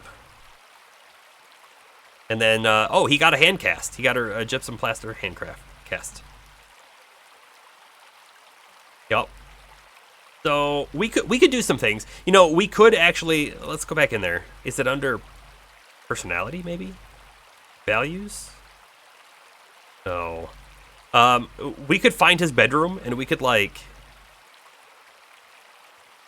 spruce it up. He'd probably like that. He detests oysters. Well, good thing I don't think he's catching oysters in this creek. Yeah, so like there's a lot of stuff we could probably do to help him out. But the real thing is, though, do we worry about the 1 or 2 guys who are orange or not? Because, like, again, more than half of our dwarves are on the green end of the spectrum.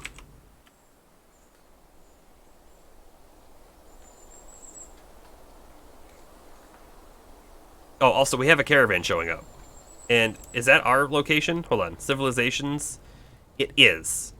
So this is our dwarven civilization. They didn't show up, I feel like, at all last year, which is interesting. Now early autumn. So they want bucklers, and they want backpacks, and we have both of those things. And we don't have any sort of trade whatevers. Oh, we got a Masterpiece Silver Warhammer. ×3!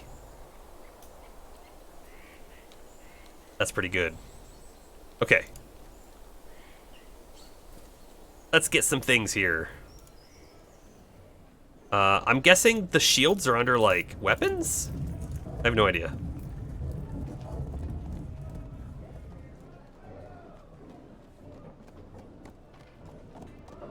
No. They're under shields, bucklers. That makes total sense.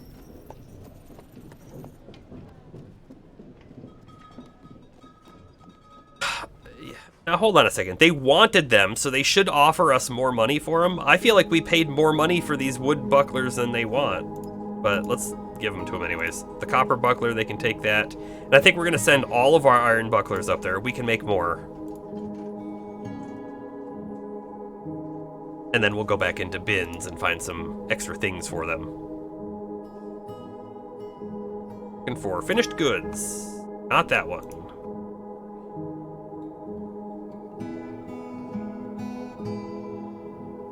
Yes, this has got like some flasks in it. More flasks. We'll send that along too. What's this one got? Lots of crutches. We have so many crutches for some reason.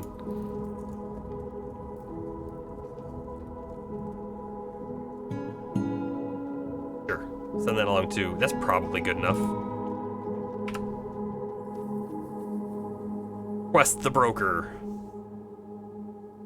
And while that's going on, let's go ahead and set up a kitchen task to prepare some fine meals. I think is probably the best thing.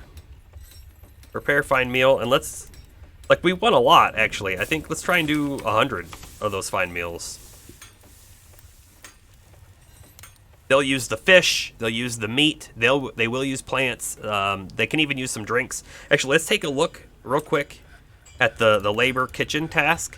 So this is cooking, this is for drinks. So they'll use all of this stuff in the cooking. And there's actually a bunch of things they could do drinks with too. An important thing to note, so plump helmets are turned off from cooking. So if you cook a plump helmet, you lose the seeds and you can't replant them. So that's why we turn that off. Like macadamia nuts, let's actually, I don't know if you can plant those. Go ahead, use them, that's fine. They can use our drinks in the cooking, and let's actually turn that off because we we know that we don't have enough drink.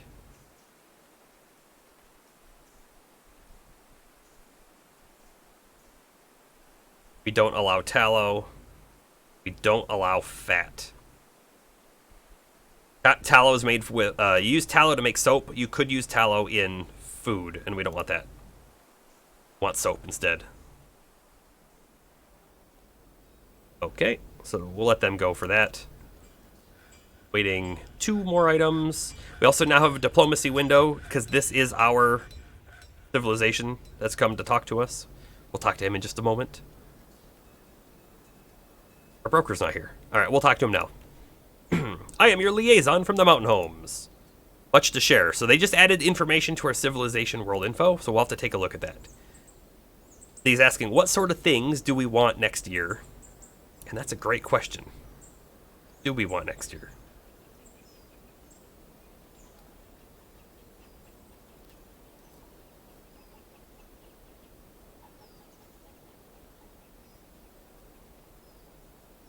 How about we tell them, like, we want beer and we want rum. They'll bring that and we can buy it next year.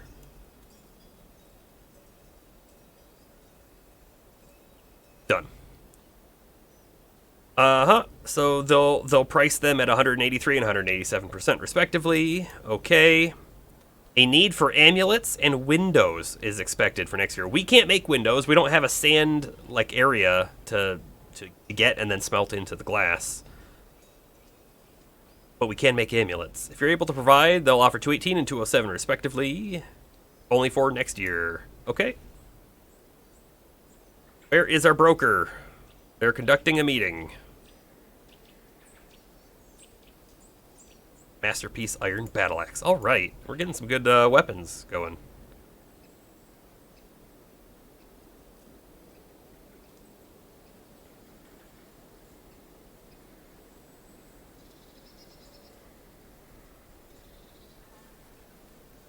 More puppies! Okay, our broker's here. Let's get some trading going. What do you got?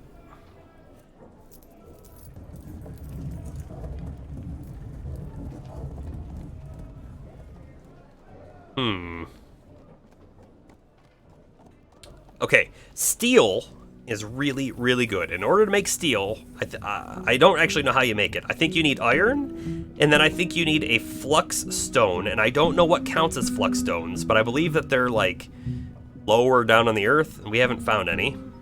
Steel is really good. I think we might want to try and buy that. It is expensive. It's very expensive. But I think we still want it. And they've brought us some bags with seeds. I want the dimple cup bag. We'll take the pigtail just in case. We'll take the plump helmet seeds as well. The cave wheat, yes. More dimple cup. This is kind of an expensive bag. Let's take it anyways. Cave wheat. Oh, what I'd really like to set up is with cave wheat, if we start growing it, we could actually mill it and like brew beer off of it and stuff, I think.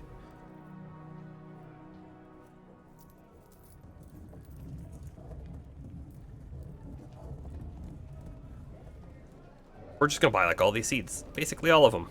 Done. Okay.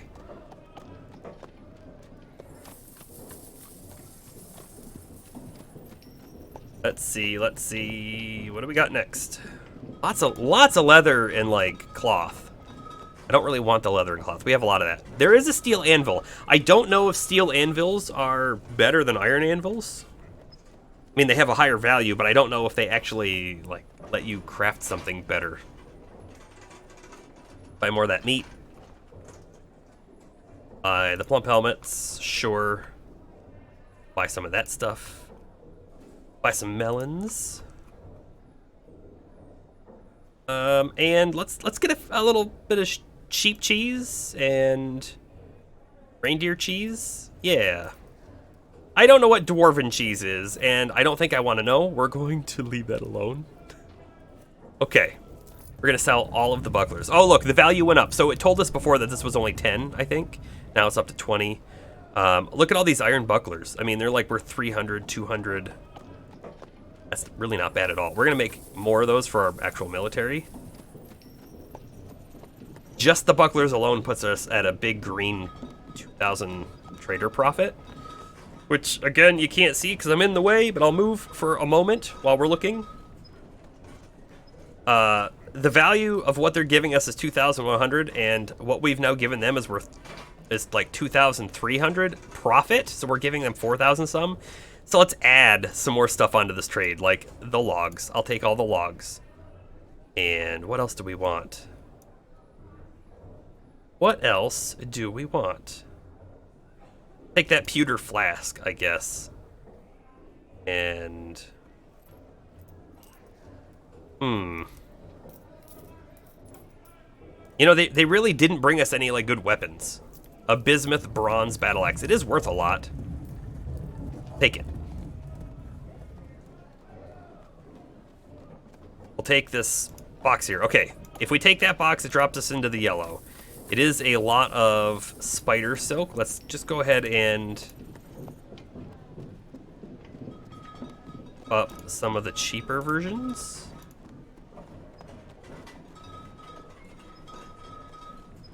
Done. Okay, 1,500 profit for them. That's really good. Also, it boosts our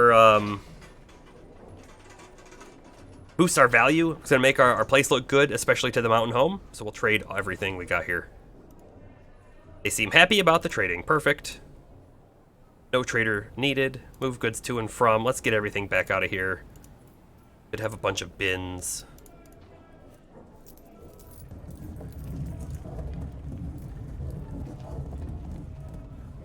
Okay, I don't know if we got everything. There's gonna be stuff there. People are gonna be carting stuff in and out. That's fine. Metal. I want, like, more iron bucklers back. We'll craft some more up. Hopefully higher quality than the last ones even. How about metalsmith, iron breastplates. Let's get 10 of those going.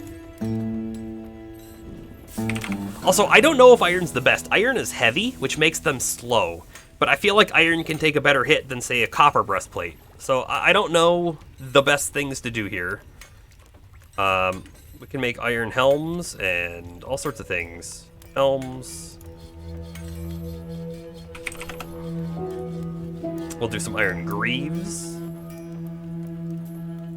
We'll also do boots, but we're going to do boots in a little bit. The boots are a little funny, and I kind of think it's a bug in this version of the game. And actually, if we look at, like, any of our guys... I don't know if these guys are currently training or not. I'm guessing they're not. Oh, something we didn't do quite yet is set up a schedule for these guys to do anything. Their area is set up. Let's get this going. We have a barracks.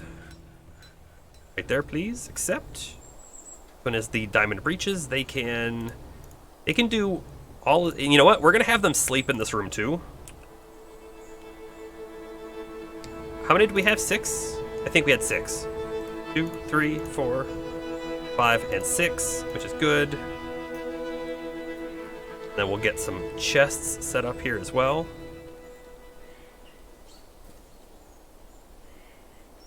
And then we're gonna need some more, like, armor racks and stuff. We may have made some extras. We did. So they'll store armor and weapons here as well, and then they should train here. Get them a schedule. We want these guys just be on train. They're gonna train every month. That's it. They're gonna be like expert fighters in no time. The solution, don't get hit. Yeah, probably. It's a good one. It's a great solution.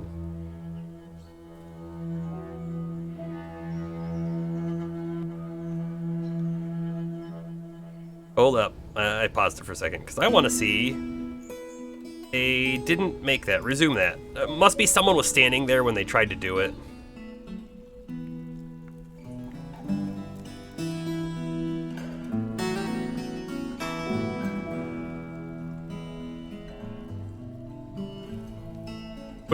It said somebody is fighting. It went away. Weird. The mayor has mandated more things. Amulets. That's a great one, actually, because we do want to do that. Crafts Dwarf. We want amulet. Can we make anything fancy? How many shells do we have? Let's take a look for shells. None.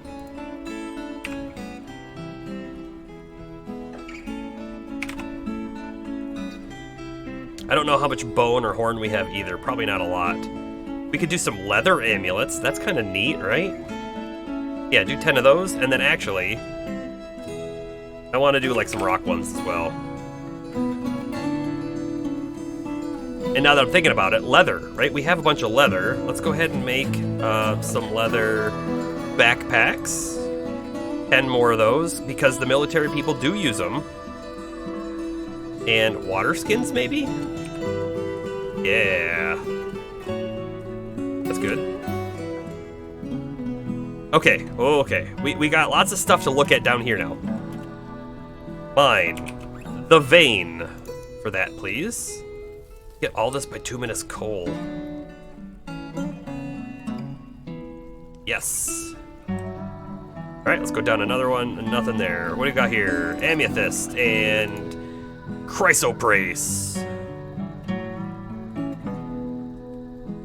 Jet. A jet's just a stone, I believe. Nothing interesting there.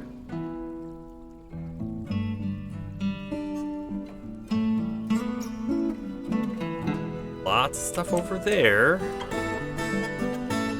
Tetrahedrite. Yeah, go ahead and mine that too. Rock crystal. Tetrahedrite. Bloodstone. Native platinum. Perfect. We need more of that.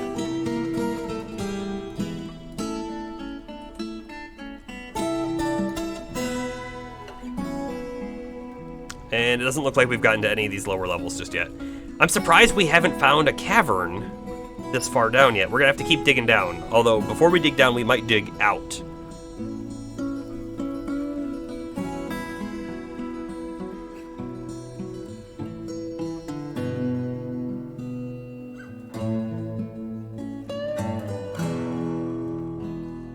How many plump helmets do we have? 185, that's still a good number. We got a lot of seeds too. I was thinking maybe we want to expand the field, but we might be good. Also, check out our drinks. 141.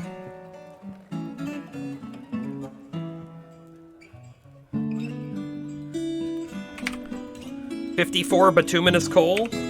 We're gonna smelt a bunch of that. To, if I can find it, 40. 40 of it to turn into coal coke, which we'll use for our metalsmith. And how much? Let's go ahead and take a look. It's going to be under metal ore, I think. Maybe not.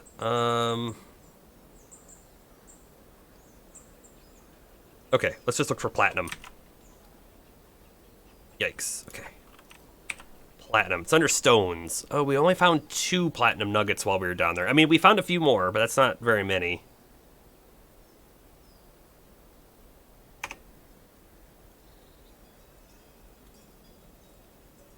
$45 the hematite, 72 of the limonite. Let's look at limonite real quick. What does it do? Ore of iron.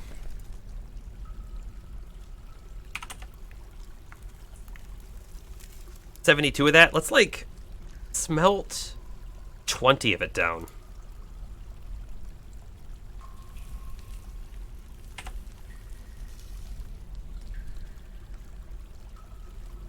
Okay.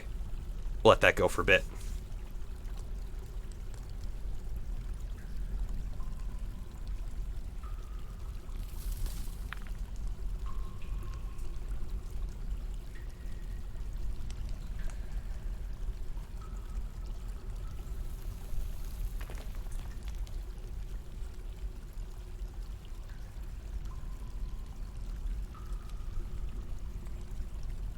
Yeah, the the amulets will be done in any time, any moment. War dog is fighting.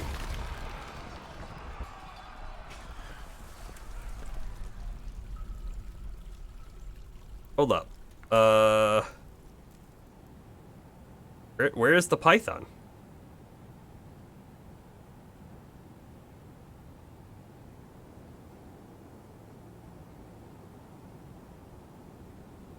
So confused. Okay, hold on. The python. This is our old entrance. The python's over here. Where was that dog at?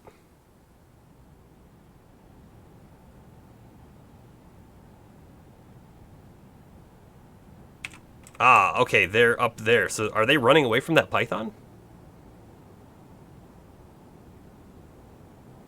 Python running the other way? I don't know. But I do know is that python is nasty and big.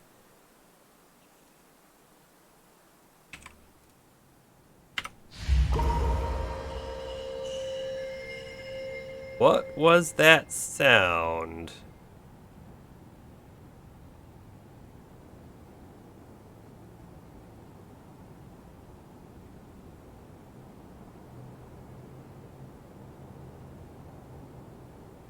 Okay, so this is something that hasn't happened at all yet today, but occasionally someone will go into a strange mood and then they'll claim a workstation and they need things. This person actually had everything that they needed. They took a backpack, it looks like. Looks like they took some cut stones, some rough stones, and a table? I'm not sure. We'll see what they do. They're gonna make something and it's gonna be an artifact. See what they make.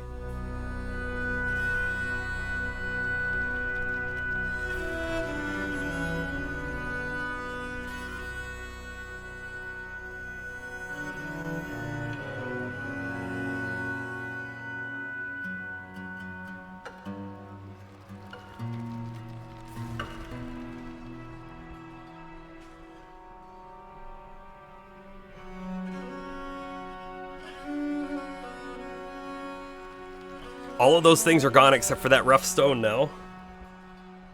See what happens. What's gonna come out?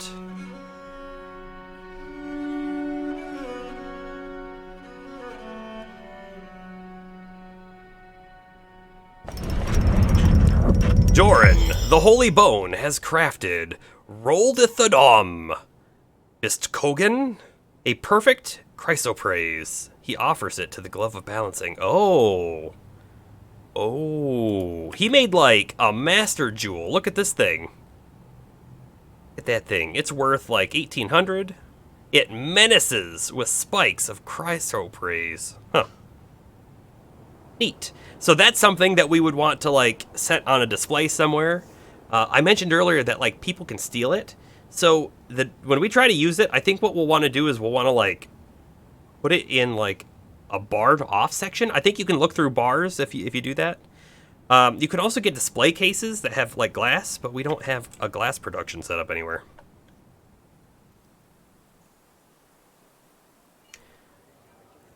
So anyways,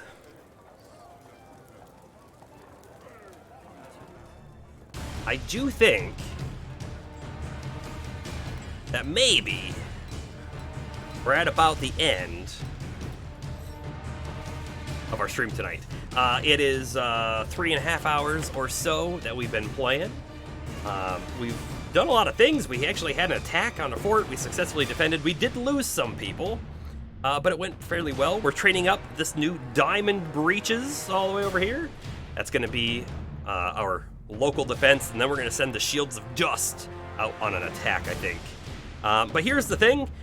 This is not going to be the game that we stream again next. I will get this uploaded to YouTube and everything. It'll keep going with our Quietmirror Fortress chronologue or whatever you want to call it. We're not done until the fort ends. We'll see how and when that ends.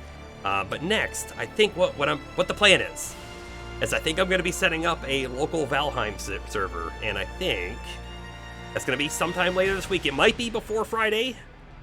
No guarantees on that, though. Yes, new game. And I'm thinking that there's going to be about 3 people who are going to join me on that server, and we're going to try and go through everything. Hit all the bosses, make probably a really cool big base, do some crazy Viking shenanigans, and then hit the new zone, the Mistlands, which I hear has a lot of crazy stuff, like magic and whatnot in it. I have personally played Valheim before, but it was only for like the second boss, so I really didn't even get like halfway through the game, honestly. So hopefully that changes. Still no clue what that game is about. That game, you are a Viking in the afterlife, and you're supposed to like, you're basically supposed to calm the afterlife. There's like these big bosses that you need to kind of take out. We'll see. You'll see. We'll get there. We'll do that later this week. When I do start that server, I expect that we'll be streaming more often, possibly every night for a few days. We'll see. I know other people are going to want to be playing, so I don't want to hold them up by making them wait for the stream to do bosses and stuff. So we'll probably get a few extra streams in, which I'm sure you all will love. But we'll be doing that pretty soon. LP, since it's the first time you've seen this one, Dwarf Fortress. Like it? Not like it? Is this a game you'd like to see me stream more? I really like this game, but I can understand if it's not the... I don't know. I like watching other people play it too, but I can also see if you're not already into the game, it might not be the most fun thing to watch. I feel like if we had a few more events happen, it would be a little bit more interesting too. Events such as the caverns open up. We have troglodytes attacking from underneath while goblins are attacking from on top. Stuff like that can happen. You like watching it? All right, cool. Well, we're gonna plan to do this again. The plan is Valheim is coming up very soon, and then I'm probably not gonna keep doing Valheim like stream after stream. We'll probably try to add some games in between. There's this one that we'll probably keep going with, especially because our fort's not done with. And then there is a game that James has gifted me not too long ago, but I haven't played it yet. It's called Shantae Half Genie Hero. The Shantae games are a side-scrolling kind of action platformer, which should be a lot of fun. I've heard a lot of good things about those games. I've even watched some of them playing. I've just never played it myself. So that's what all what's coming up. So I think that's gonna end it right here. Thanks everyone. Also, check out this new ending scene we have here now too.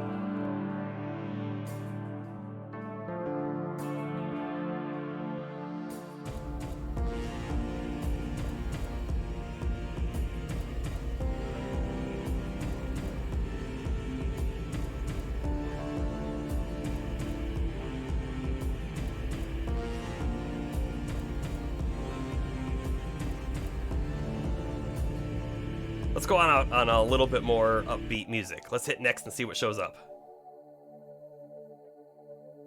Or Deep Rock Galactic.